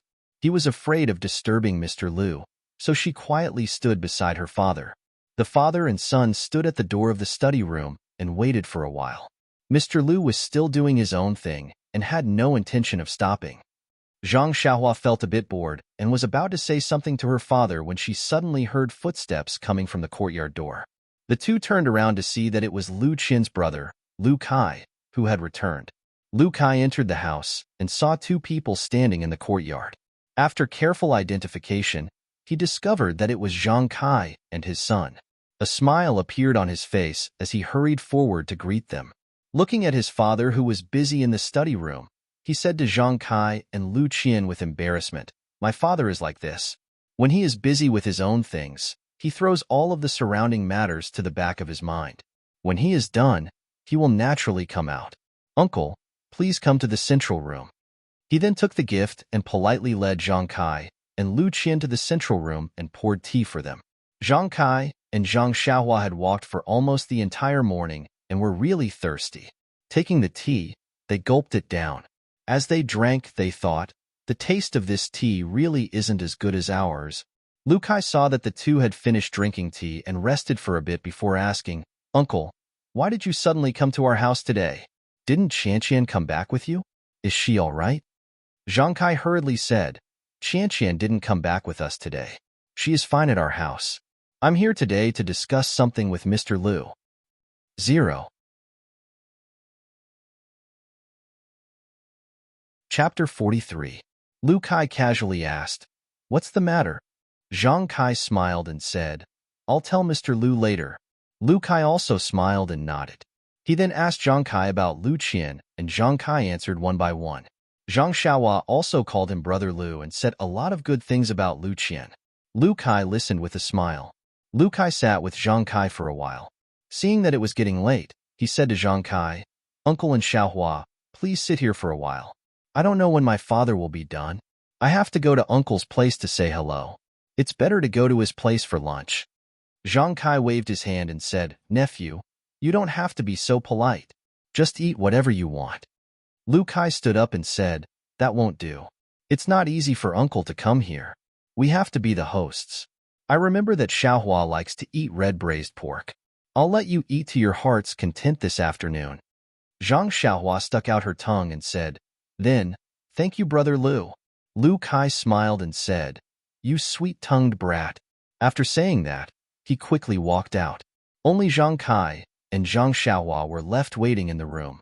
The two drank tea as they waited. After waiting for a while, Mr. Liu still didn't come out. At this time, a loud voice came from outside the door. "Brother Zhang, you're finally here." Zhang Kai and Zhang Xiaohua both smiled. "It must be Butcher Liu." Zhang Kai and Zhang Xiaohua quickly stood up. Just as they walked to the door, they bumped into Butcher Liu, who was walking briskly towards them. Butcher Liu affectionately held Zhang Kai's hand and said, "Brother Zhang, I haven't seen you for a few days. I really missed you. Is your leg okay?" It looks like it's healed." Zhang Kai also smiled and said, "That's right. Thanks to younger brother, my injury has already healed. As a matter of fact, my leg didn't hurt too much when I walked from the Guozhuang house to here this morning." Butcher Liu said, "Heaven helps the worthy. Brother Zhang is an honest man. He will definitely be rewarded." "Oh right, how are your two sons' injuries?" Zhang Kai said, "Little Tiger's injuries are all healed, and Little Dragon is almost there." Butcher Liu said, "That's great. It's going to be spring plowing soon, so we won't have to worry about the family anymore. Let's go inside and talk." Only then did everyone return to their seats. Just as they sat down, before Butcher Liu could even take a sip of water, Mr. Liu also entered the room. Zhang Kai and Zhang Xiaohua hurriedly stood up again and went forward to greet him. Mr. Liu returned the greeting and invited them to sit down. Mr. Liu said apologetically, Brother Zhang. You've been here for half a day. I was in the middle of painting, so it was rude of me not to welcome you. Zhang Kai hurriedly said, It's okay. Younger brother was busy with work. We'll just wait in the room. Besides, there's still Lu Kai. He was chatting with us and just left. Younger brother, are you done with your painting? Mr. Lu glanced at Butcher Lu and said, Almost. This fellow's loud voice interrupted my train of thought. Let's continue in the afternoon. Butcher Lu said innocently, I didn't know you were painting. Besides, I was born with a loud voice. If I didn't wake you up, you would have left Brother Zhang hanging here. Mr. Lu said, You're always right. I won't talk about you anymore. Then he said to Zhang Kai, I also have this problem. When I'm writing or painting, I forget about the things around me. It's been like this for a long time, and it can't be changed. Come, please have some tea. After he finished speaking, he picked up his teacup and took a sip. Then he said regretfully, This tea is much worse than Brother Zhang's. I really missed the tea I drank last time. Zhang Kai smiled and said, Then younger brother Lu should go to the Guozhuang house more often. Otherwise, you can move in there and drink it every day. Mr. Lu smiled and said, Many things are easier said than done. The few of them sat and chatted for a while. After asking each other about the situation, Mr. Lu asked, Brother Zhang, why did you come to Bali Valley this time? Zhang Kai said, Younger brother Lu, I came this time because I have something very important to discuss with you. Mr. Lu nodded and said, Elder brother, tell me about it. Zhang Kai continued, Qianqian has stayed in our house for so long. Everyone in our family likes her very much. Also, my eldest son, Zhang Xiaolong, is in love with her. I came this time to discuss with you whether we can become in-laws. After Zhang Kai finished speaking, he stared at Mr. Lu, hoping to see a smile or joy on his face. However, he didn't see any expectant expression. Instead, Mr. Lu was clearly stunned. Then he frowned, as if he wanted to refuse. Butcher Lu, who was beside him, had always been a straightforward person. This time, he didn't interrupt. His gaze moved from Zhang Kai to Mr. Lu, and then from Mr. Lu to Zhang Kai. It was a bit thought-provoking. After a while, Mr. Lu opened his mouth and said, Brother Zhang, you're a straightforward person. I'll get straight to the point with you. Let's say whatever we have to say, and not hide anything. What do you think? Zhang Kai naturally agreed. Mr. Lu continued, Before Qianqian's mother passed away, her only wish was for me to find a good husband for Qianqian. These years, many people have come to our house to propose marriage, but I haven't agreed to any of them. First, Qianqian isn't satisfied. Second, I don't think they can bring happiness to Qianqian. Also, I know that Qianqian has liked to read since she was young. Her wish has always been to find a knowledgeable husband. I know that Xiaolong is a good child, and I'm not worried about his character. However, he doesn't seem to be literate. I'm afraid that when he's with Qianqian in the future, their interests won't be the same. Also, Qianqian hasn't done farm work since she was young. Needlework is naturally no problem for her at home, but when she's with Xiaolong in the future, she won't be able to do farm work. Also, Qianqian and Xiaolong have only known each other for a month or so. How could they fall in love so quickly? Qianqian may have a good impression of Xiaolong. This is normal. After all, Xiaolong saved Qianqian before. If Qianqian wants to marry him because of this, it's too childish. When Zhang Kai heard these words, the expression on his face was a bit awkward. He thought that based on his previous experience of dealing with Mr. Lu, he felt that he was a very easy person to talk to. Moreover, he seemed to admire Xiaolong very much. Since Lu Qian had agreed, there shouldn't be any problems here. However, Zhang Kai was wrong.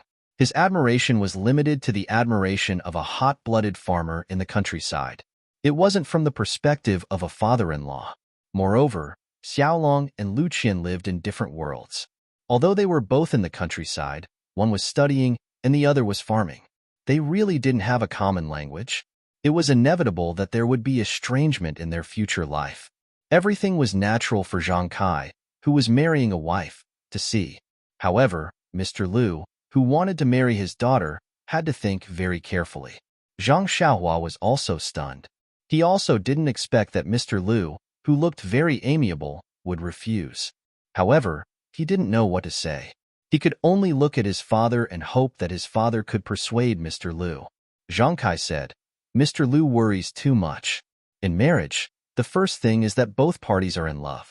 Since Xiaolong and Qianqian are willing, then they can definitely live a good life. Brother, you said that there is no common topic. I think that in the future, I will let Qianqian teach Xiaolong more. Won't it be cultivated slowly? There is also farm work. Qianqian doesn't know how to do farm work.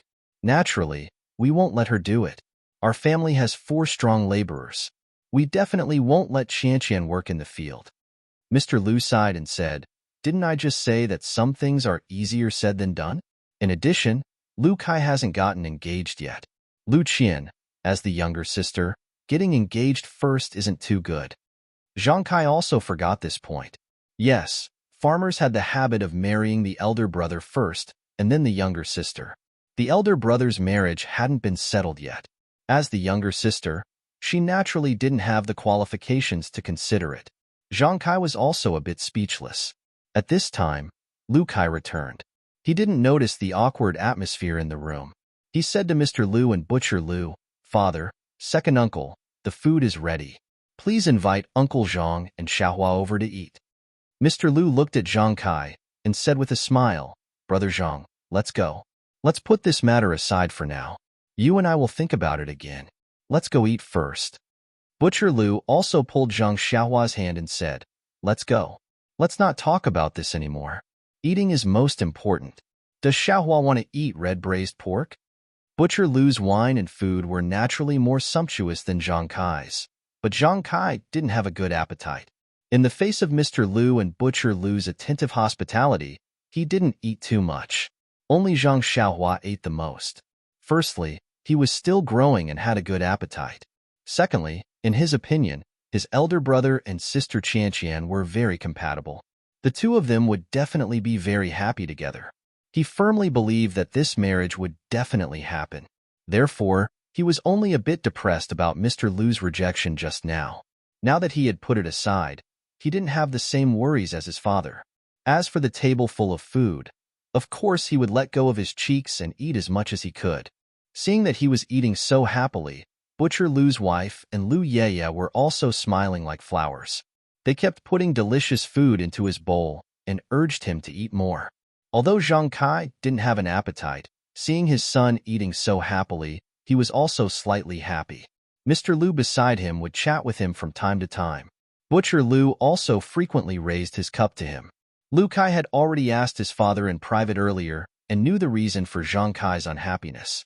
Therefore, he didn't say much at the table and only ate by himself. The meal was quickly finished. Everyone rested at Butcher Liu's house for a while. Zhang Kai and Zhang Xiaohua bid farewell to everyone. Mr. Liu wanted to ask them to stay for a while longer, but seeing that it was already late and that they still had a long way to go, he didn't force them to stay. The group of people sent Zhang Kai and Lu Yeye to the village entrance before turning around to leave. At this time, Butcher Liu's family members also knew the purpose of the Zhang family's visit. Lu Yeye said to Mr. Liu, Uncle Zhang is right. My elder sister really likes Zhang Xiaolong. She even mentioned it the last time I went over." Mr. Liu sighed and said, "A grown girl can't be kept at home. But this matter of living life isn't something that can be solved with just feelings." 0. Chapter 44. On the way back from Baligo, Zhang Kai kept thinking about what Mr. Liu said. "I agreed to let Qianqian take care of Xiaolong because I wanted her to repay my kindness. The hero saves the beauty, and the beauty repays the hero with her body. That is a legendary story. I never thought about it. Now that Xiaolong's injury has recovered, I want to bring Qianqian back in a few days. It's not good for her to always stay at Brother Zhang's place." What could Zhang Kai say? There was a gap between his family and the Liu family. Xiaolong was a farmer. Compared to Lu Qian, a well-educated girl, he was indeed unworthy. These days of getting along, in the eyes of the Zhang family, Lu Qian was a golden phoenix.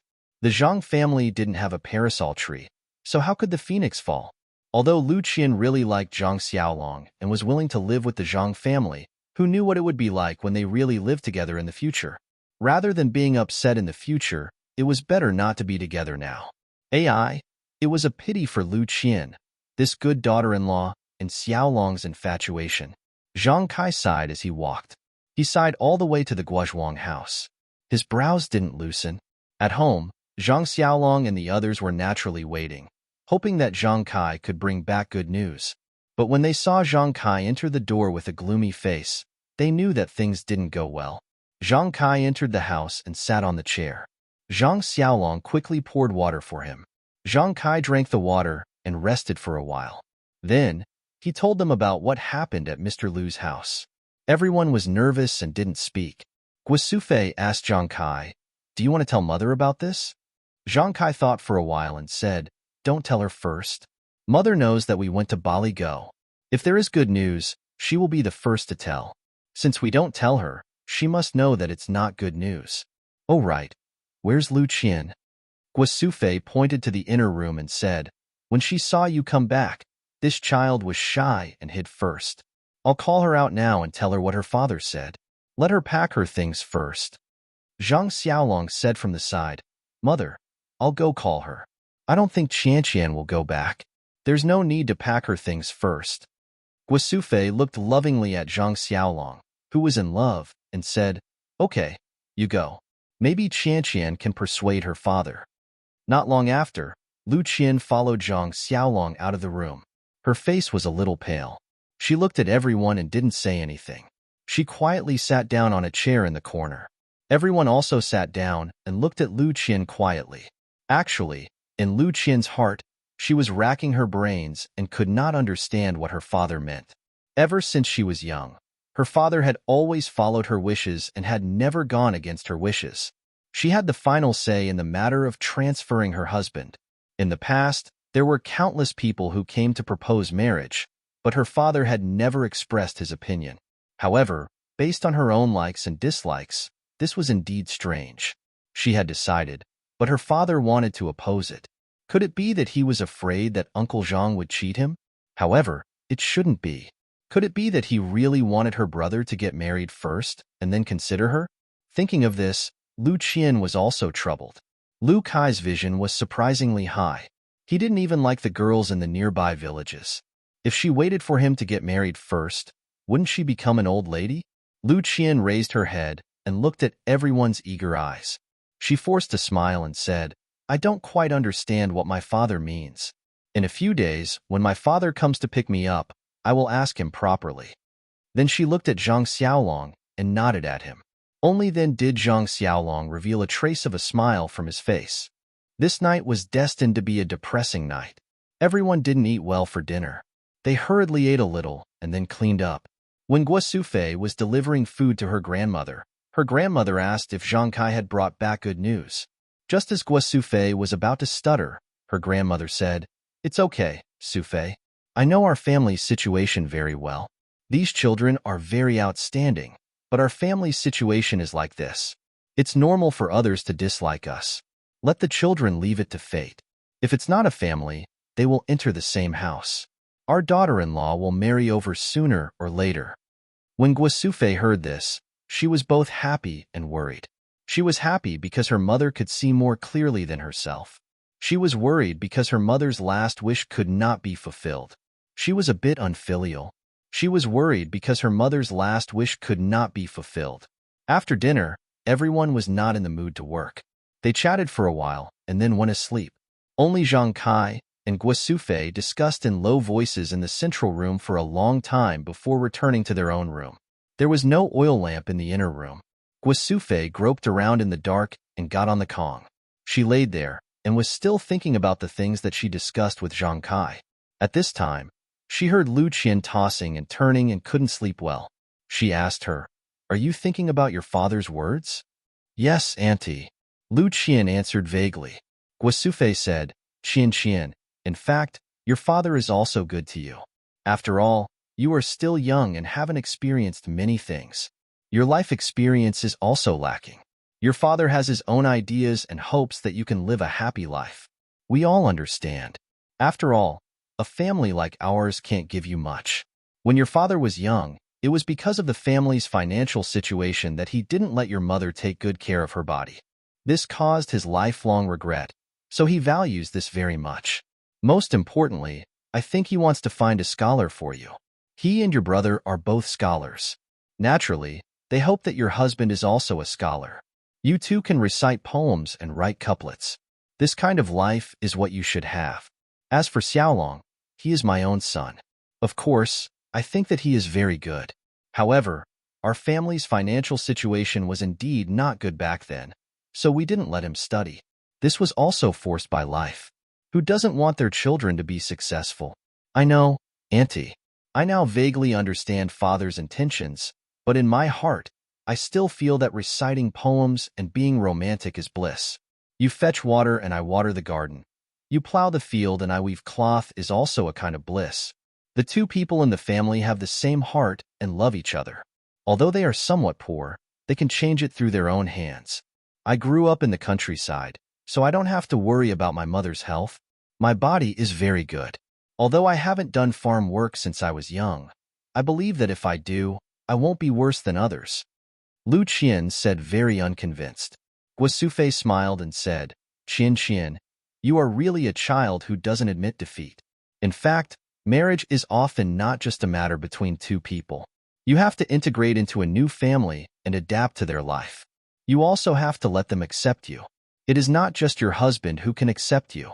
Moreover, there are many small things like oil, salt, soy sauce, vinegar, and other small things in the family. Any small thing will make your life unhappy. Lu Qian said, Auntie, I know all about these things. When I was at home, father and brother didn't know how to do housework. I did everything. I believe that I am fully prepared for all of these. And during the time I lived here, I feel that the atmosphere at home is very good. It is very harmonious. I can feel a feeling here that I can enjoy in my home. I feel that I can integrate into this family very well. Her voice became softer and softer, as if she was embarrassed. Also, the most important thing is that I think Xiaolong is very good. He is very good in all aspects. I don't want to lose the opportunity to make my life happy because of family circumstances. In fact, I have hesitated before. I feel that Xiaolong is illiterate, and there is nothing to say to me. I also thought that I can teach Xiaolong to read and write. He also agreed. I think that we will live a good life, and you won't have to worry. Lu Qian's voice was so low that it could not be heard. Fortunately, it was dark and Lu Qian's face was already red. She was able to say all these words. Guosufei was very gratified when she heard this. She also comforted Lu Qian.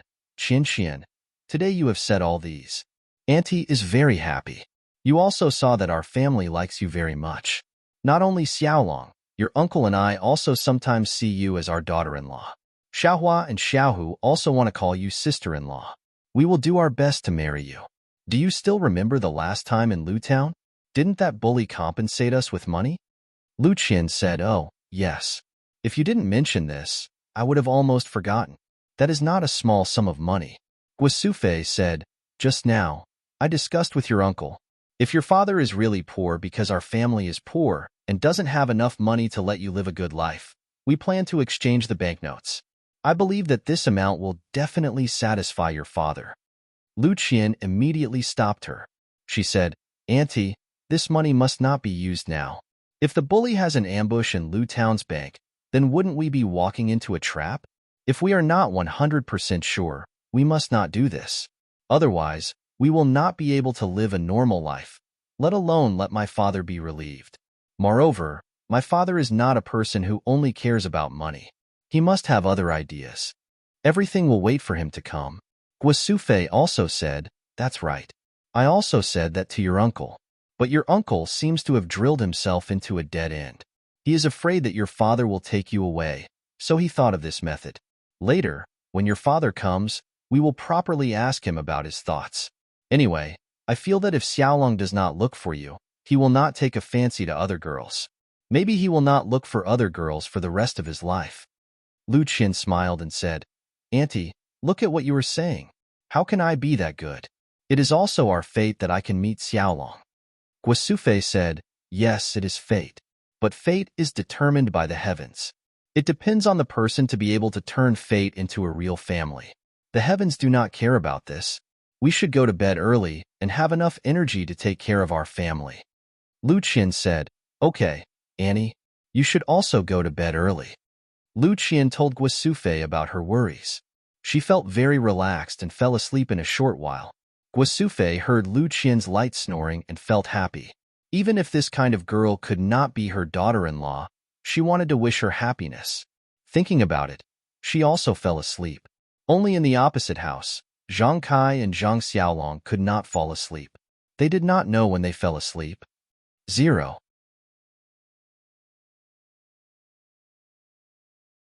Chapter 45. The next morning, the sun still rose. The Zhang family was preparing for the spring plowing. Zhang Xiaolong was obviously absent-minded. He looked at Lu Qian from time to time, but Lu Qian acted as if nothing had happened. Lu Qian's calmness made Zhang Xiaolong's heart more and more uneasy. He finally found a chance to pull Lu Qian to the side and asked her softly, "What do you plan to do?" Lu Qian also had some intention of teasing him. She smiled and said, "What do you mean?" Zhang Xiaolong was a little unhappy and said, "Your father is coming to pick you up. Are you preparing to go home?" Lu Qian said, "Yes, my father is coming to pick me up. Naturally, I want to go back to my own home." Zhang Xiaolong's face was a little pale and said, "I knew it. The words you said before were all to comfort me so that my injuries would heal sooner. Now that my injuries are healed, you won't lie to me anymore.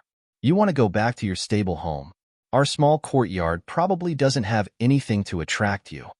Lu Qian saw that Zhang Xiaolong was really taking it seriously. She quickly put away her teasing expression and said, "Xiaolong, look at what you're saying.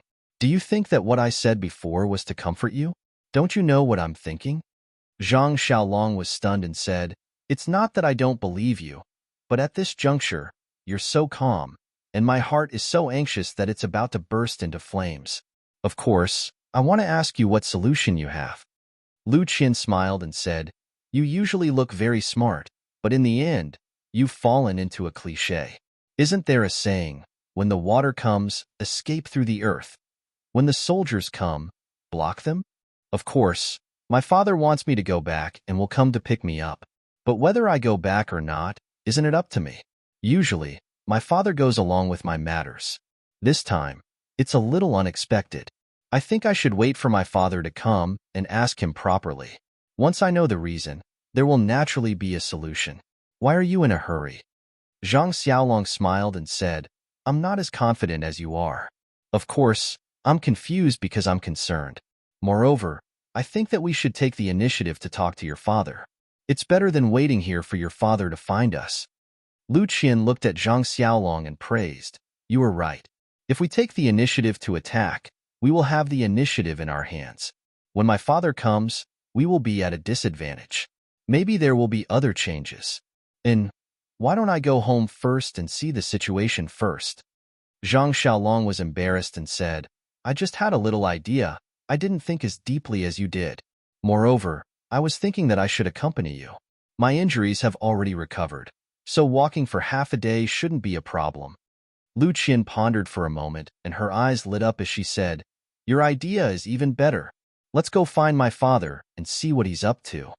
Zhang Xiaolong said worriedly, "Qianqian, what if your father doesn't change his mind and insists that you go back?"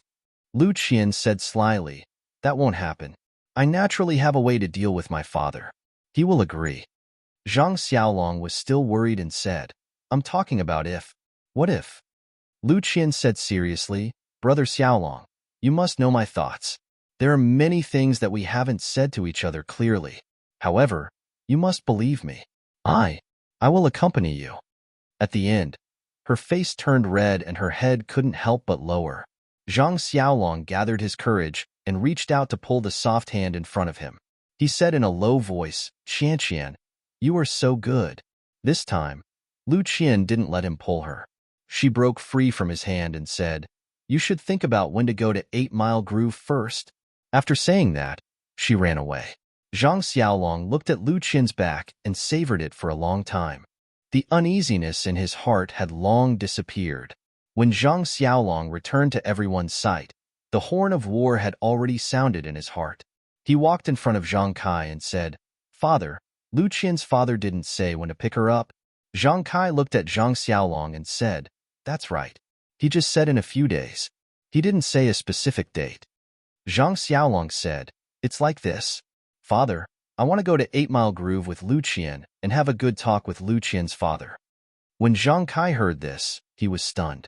He frowned and said, "Is this your idea or Lu Qian's idea?" Zhang Xiaolong said, "It's my idea. I also discussed it with Lu Qian just now. She also agreed." Zhang Kai's frown immediately loosened. He smiled and said, "Good boy, you have a way. When father was young, he didn't have such courage. Not bad, he." While laughing, Guasufei walked over and asked, "Child's father, what's so funny?" Zhang Kai said, "Our son is promising. He knows to find a wife for himself." Guasufei didn't quite understand what he meant. Zhang Kai told Guasufei what Zhang Xiaolong said to him just now. Guasufei was also very happy and said, "This idea is not bad. When do you and Qianqian plan to go?"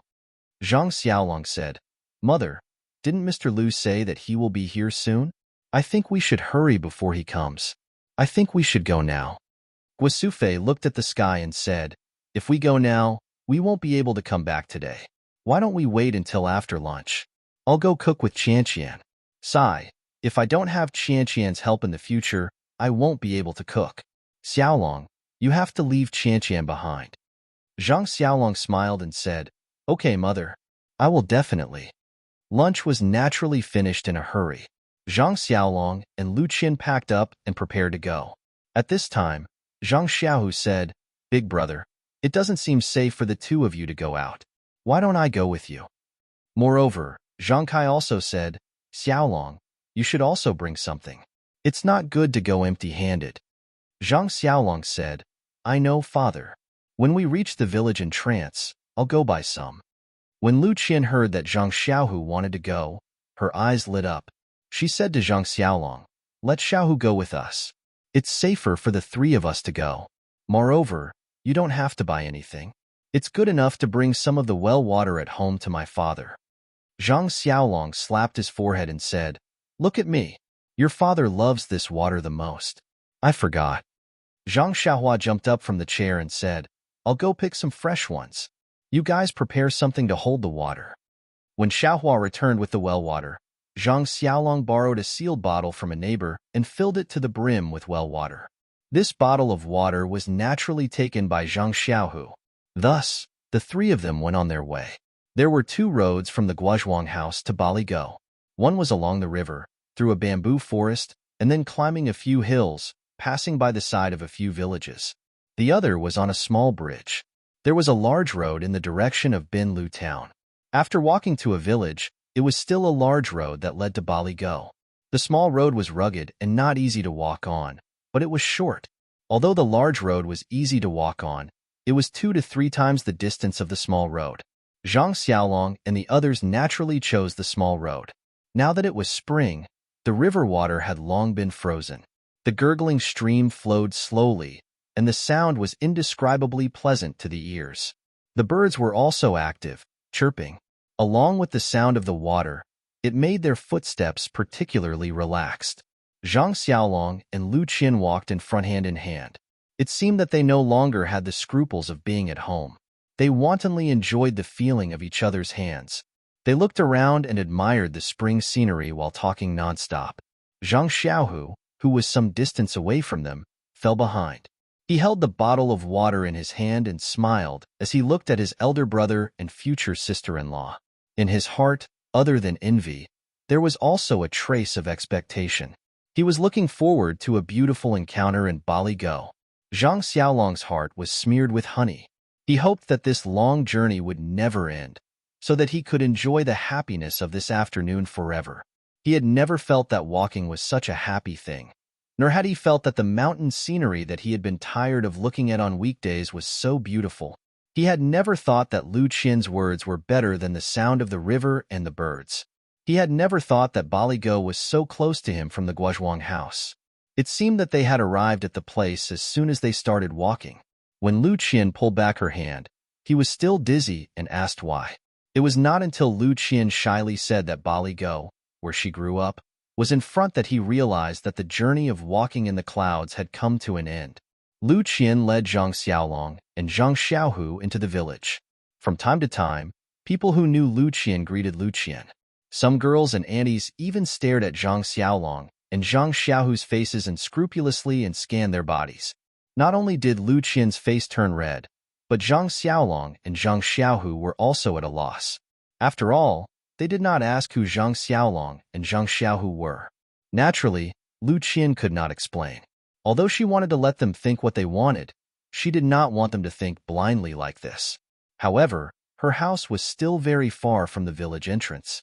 Presumably, not long after she reached home, the topic of Zhang Xiaolong would probably spread throughout the village. When Lu Qian brought Zhang Xiaolong and Zhang Xiaohu home, it was very coincidental that Mr. Lu and Butcher Lu were drinking tea and talking in the small courtyard. As soon as Lu Qian entered the door, she saw Mr. Lu sitting on a small stool under the eaves. He was holding a teapot and pouring tea into a teacup. Butcher Lu, on the other hand, was holding a wine gourd that he usually used. From time to time, he would bring it to his mouth and take a sip. When Lu Qian saw her father, the rims of her eyes seemed to turn red. She shouted, "Father," and ran over. Mr. Lu was also stunned. When he saw that Lu Qian had returned, he was naturally happy in his heart. He put down the teapot and stood up to welcome her. Although it had not been long since they last met at the Zhang family, this time, Lu Qian had returned home. The feeling was naturally different. Lu Qian threw herself into her father's embrace and hugged her father's arm like a child. Mr. Lu lovingly stroked her hair and only said, "You're back. It's good that you're back." 0.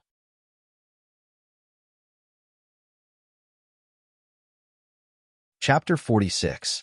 The splint on Zhang Xiaolong's arm had already been removed, but it was still secured with a belt and other things. He placed it in front of his chest, while his other hand hung naturally by his side. He stood not far behind Lu Qian, watching the touching scene of Mr. Lu and his daughter reuniting. His relationship with his father and mother was very good, but he had never experienced separation, so he naturally didn't know how it felt. Now that he saw his beloved act like this, he felt gratified for her and knew that his decision this time was probably the right one. Zhang Xiaohu stood beside Zhang Xiaolong, still holding the bottle of water in his hand, but his eyes were looking around the courtyard, as if he was looking for someone. Mr. Lu lovingly stroked his daughter's hair, and his eyes also looked over Lu Qian's head towards Zhang Xiaolong and Zhang Xiaohu. He smiled and nodded at them, and his hand also moved away from his daughter's head, waving slightly at them to express his apology. Zhang Xiaolong and Zhang Xiaohu naturally also nodded in acknowledgement and waited at the side. When Butcher Lu saw that Lu Qian had returned and Mr. Lu had gone up to greet her, he didn't get up and continued to drink his little wine. When he finished his wine, he saw the two brothers standing at the door, so he stood up and said with a smile, "I was wondering who sent Qian back, so it's our two great heroes. Come in quickly, have a few drinks with Uncle." Zhang Xiaolong and Zhang Xiaohu smiled and walked towards the square table under the eaves. Lu Qian, who was being intimate with her father, heard the two words drink and raised her head, saying to Butcher Lu, "Second uncle, Xiaolong's injuries haven't completely healed, so he can't drink for the time being. If you want a drink, look for Xiaohu." Butcher Lu said loudly, "You little girl, now you're siding with an outsider." Lu Qian said sweetly, "Second uncle." Butcher Lu said, "All right, don't call me that. I know, I don't usually see you call me second uncle." Mr. Lu, on the other hand, looked thoughtfully at the farmer boy who was walking towards him.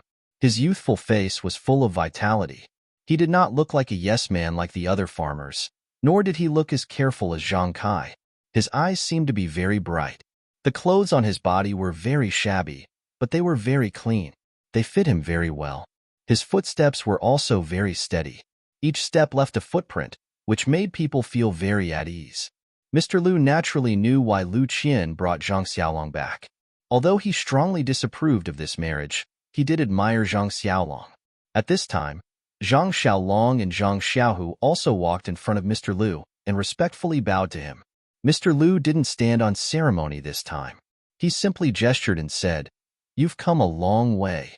Seeing that it's getting late, it's not likely that you'll be able to return to the Guozhuang house today. Why don't you stay at my place for the night? You can go accompany my second brother first. I'll go after talking with Qian." After the two brothers agreed, They walked under the eaves and each picked up a stool to sit down. They chatted with Butcher Lu. Mr. Lu then said to Lu Qian, Qian, let's go to the study to talk. Lu Qian let go of her father's arm and said, Father, you go first. I'll go make some tea for you. Xiaolong and I specially brought this from the Guozhuang house. Do you want to drink it? Mr. Lu didn't say anything. He helplessly shook his head and smiled as he went back to the study. Lu Qian walked under the eaves and took the bottle of water from Zhang Xiaohu's side. She glanced at Zhang Xiaolong and said, You two go chat with second uncle first. I'll go boil some water in the kitchen. I'll also make some side dishes and snacks while I'm at it. After walking for the whole afternoon, you must be hungry. Lu Qian went to the kitchen and put the well water on the fire to boil. When the water was ready, she looked around the empty kitchen and picked up some ready-made items to make 2 simple dishes. She couldn't make any snacks and only had a few leftover biscuits. She took them out along with the side dishes to satisfy the 2 brothers' hunger. Butcher Lu happily ate the side dishes and drank a little wine. He even poured a cup for Zhang Xiaohu from time to time. He really didn't drag Zhang Xiaolong to drink. Not long after, the water boiled. Lu Qian carefully brewed the tea and carried the tea set and water to the study. Before entering the study, she turned around to look at Zhang Xiaolong. The 2 of them looked at each other, and Lu Qian nodded. Her eyes were full of certainty before she turned around and walked into the study. In the study, Mr. Lu was absent-mindedly reading a light book. When he saw Lu Qian walk in, he put the book down and sniffled, saying, The water in the Guozhuang house is really different from the rest. The tea is so fragrant. It's rare. Lu Qian placed the teacup in front of her father. She watched as her father sniffed the tea fragrance and tasted the tea sip by sip. He then closed his eyes to savor the taste and didn't open his mouth to speak. After Mr. Lu drank for a while, she said, Father, how's the tea? Mr. Lu said, AI, this tea is naturally much better than what I usually drink. However, it's still not as mellow as the one I drank at the Guozhuang house last time. It's probably because it's been stored for too long. It's not as good as fresh water. After that, Lu Qian didn't ask any more questions. Mr. Lu only focused on tasting the tea and didn't open his mouth to speak. The 2 of them sat across from each other for a while. Mr. Lu thought for a while and smiled, opening his mouth first. Qian, this time you came back in a hurry. Is there something you want to tell your father? Lu Qian blushed and said, Father, you're asking the obvious. If I didn't come back, wouldn't you be coming to pick me up in a few days? Mr. Lu sighed and placed the teacup on the table, saying, Qian, ever since you were young, your father has always let you have your way. I haven't interfered much with you. This time, your father didn't listen to you. You should know your father's painstaking efforts. Lu Qian thought for a while and said, I'm guessing that father's intention is that you're afraid that I'll suffer in the Zhang family and have to do farm work every day. You're also afraid that Zhang Xiaolong is a rough village man. You're afraid that my life won't be as good as it was at home? Mr. Lu nodded and said, This life isn't a problem of one person. It's the life of 2 people. If one person likes to study and the other wants to do farm work, then the direction of life will diverge. Naturally, life will be boring and won't last long. Moreover, the Zhang family is very poor. You should know in the time you've been there that it won't be as comfortable as living in 8 Mile Valley. Lu Qian also nodded and said, Father, you're right. I've considered all of this. I've even told Zhang Xiaolong's mother. She said something similar to what you said. She also hoped that I would consider it carefully. Mr. Lu asked curiously, She really said that? Lu Qian said, Of course. I didn't think that Auntie, a village woman who doesn't know many words, would be so reasonable. Mr. Lu sighed and said, That's really rare. No wonder she could raise such a magnanimous child. Following that, Mr. Lu said, Actually, you can't understand all of this. It's just that we've experienced it before. With your personality, even if we say it, it might not be useful. Only when you hit a wall will you understand Father's painstaking efforts. However, although your mother's matter happened a long time ago, it's still vivid in my mind. If I had the ability, I wouldn't have let your mother suffer and leave us early. Therefore, I don't want your mother's tragedy to happen to you again. Lu Qian naturally had a card up her sleeve and said, Father, perhaps you're too stubborn on this point. If you had the ability, would you still be the current you? Can Yang Qin be happy with you? If she wasn't happy, then what's the value of living for a lifetime? But Mother respects you, loves you, and has only been with you for a short 10 years. However, the happiness that she has is something that others can't get in their lifetime. Tell me, which is her choice? Lu Qian continued, Father, actually, I've always thought that life's fate has already been arranged. Whether you're sad or happy, it's all a kind of life. A person's life is a kind of trajectory. When all sorts of trajectories are intertwined together, it's the whole life. Mother's trajectory is destined to involve you, and your trajectory is also destined to lead you in Mother's happiness. You've always blamed Mother's death on your ability, saying that you couldn't take good care of her. In fact, that's not the case. From the moment Mother met you, our family's life had already been created. Mother's happiness and ending was already predetermined. Any change would be futile. If Father was obsessed with politics back then, you would naturally have neglected Mother. Mother wouldn't have left us early, but would she have lived happily? Seeing Mr. Lu fall into deep thought, Lu Qian continued, Actually, I've always been thinking about my meeting with Zhang Xiaolong. I've told you before that from the moment I met Zhang Xiaolong in the textile shop, our trajectories have been intertwined. I'm sure Father knows about the things that happened during that time. There's no need for me to go into detail. I can only use the word fate to describe my relationship with Zhang Xiaolong. Also, there's a very important thing that Father doesn't know about. Mr. Lu was stunned and said, What is it? Lu Qian said mysteriously, Father, do you think that the water in this Guozhuang house is especially delicious? Mr. Lu said, Yes, so what? Then, Lu Qian told Mr. Lu about her grandmother's illness and how she went to Lu Town to see a doctor.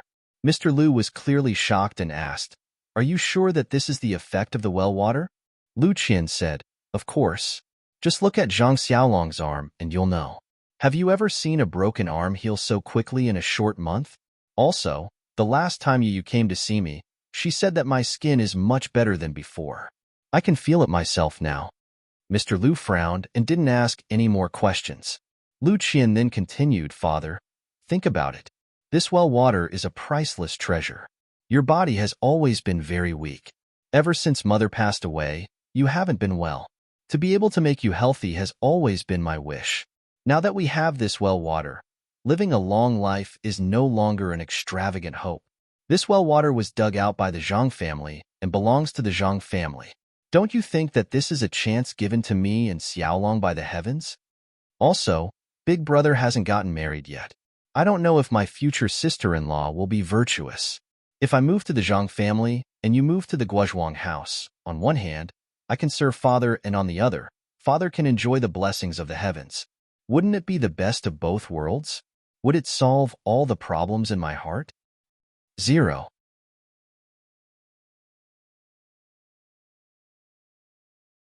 Chapter 47.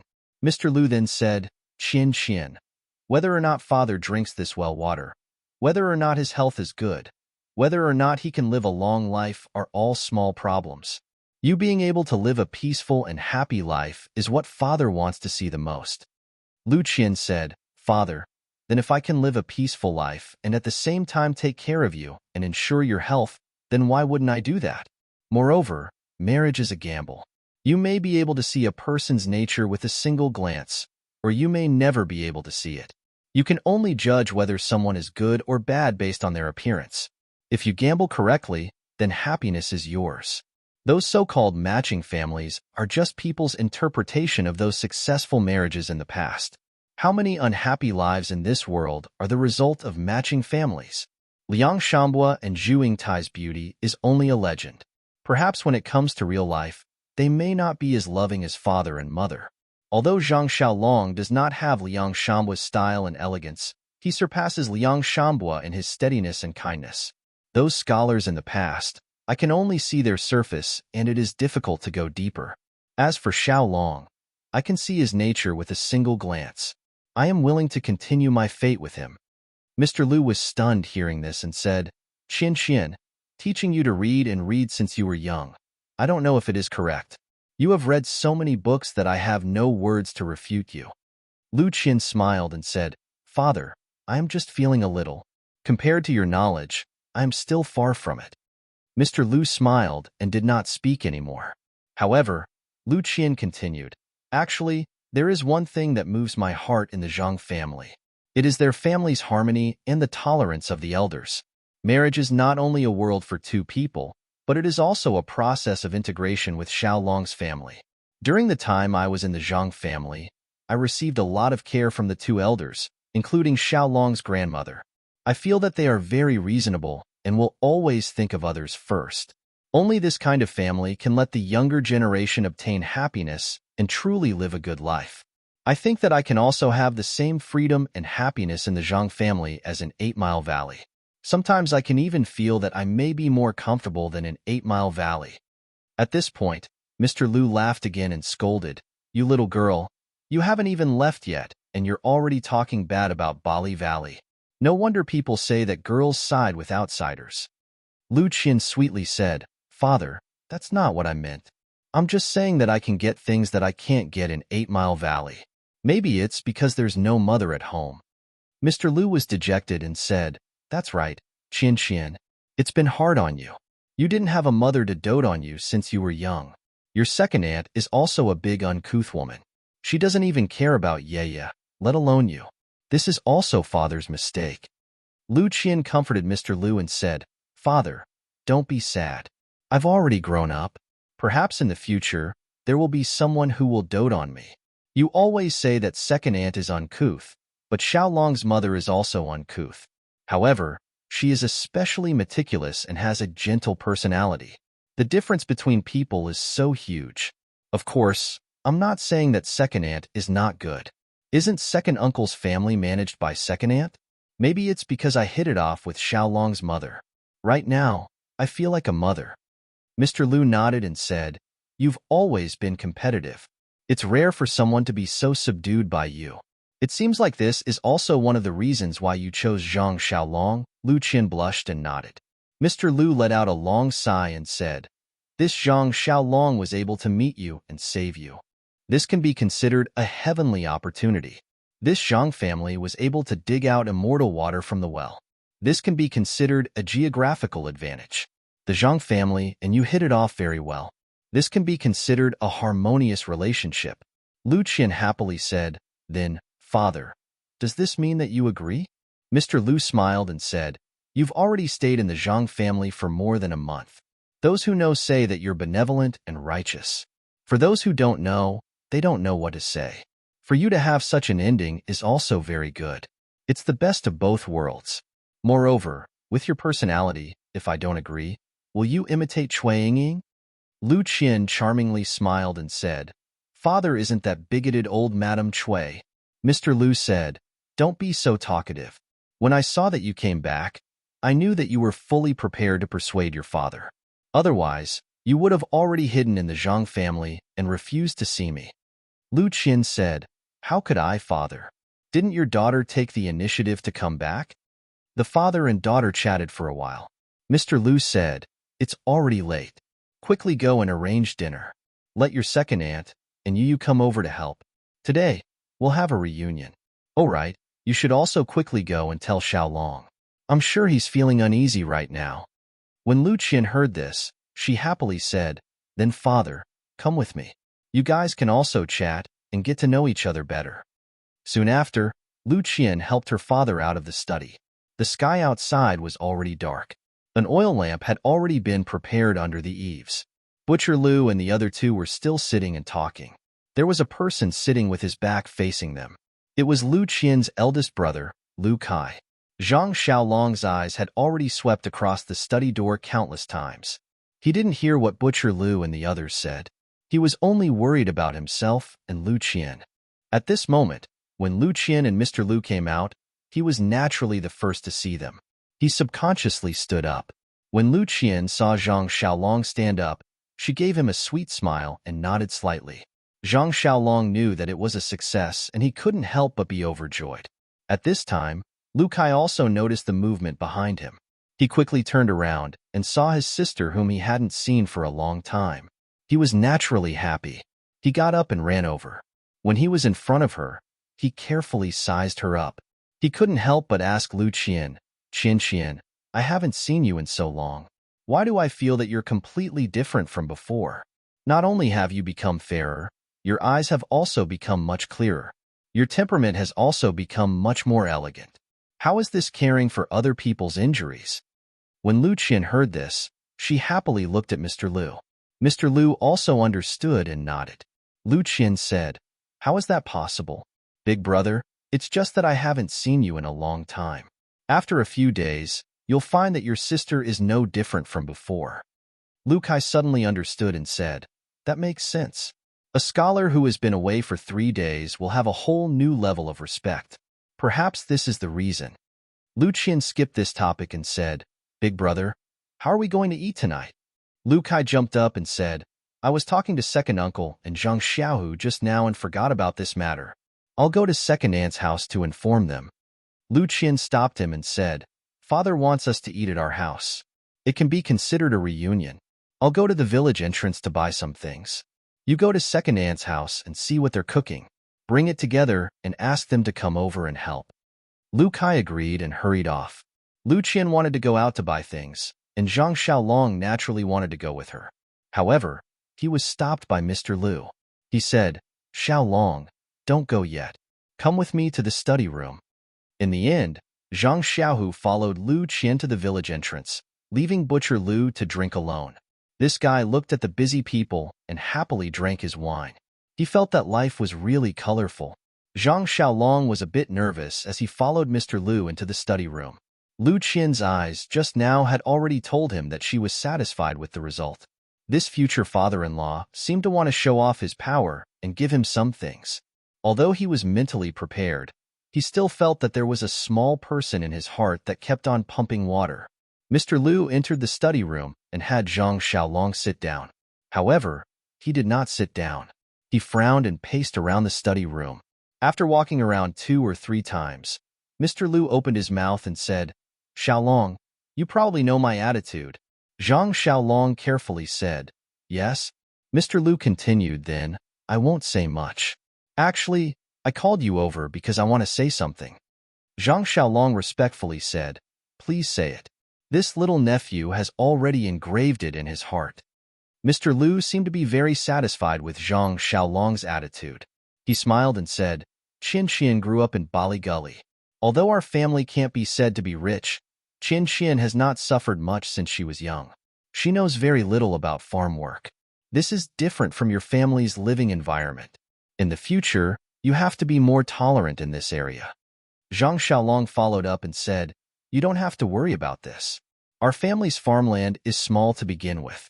Xiaohua's plot of land is also on a hillside. There isn't much farm work. I can't guarantee that I won't let Qian work in the fields. However, I will definitely do the most heavy work. Qian can just do the side work. Mr. Lu said, You're telling the truth. You didn't say anything about not letting Qian work. Actually, Qian isn't a child who can endure hardships.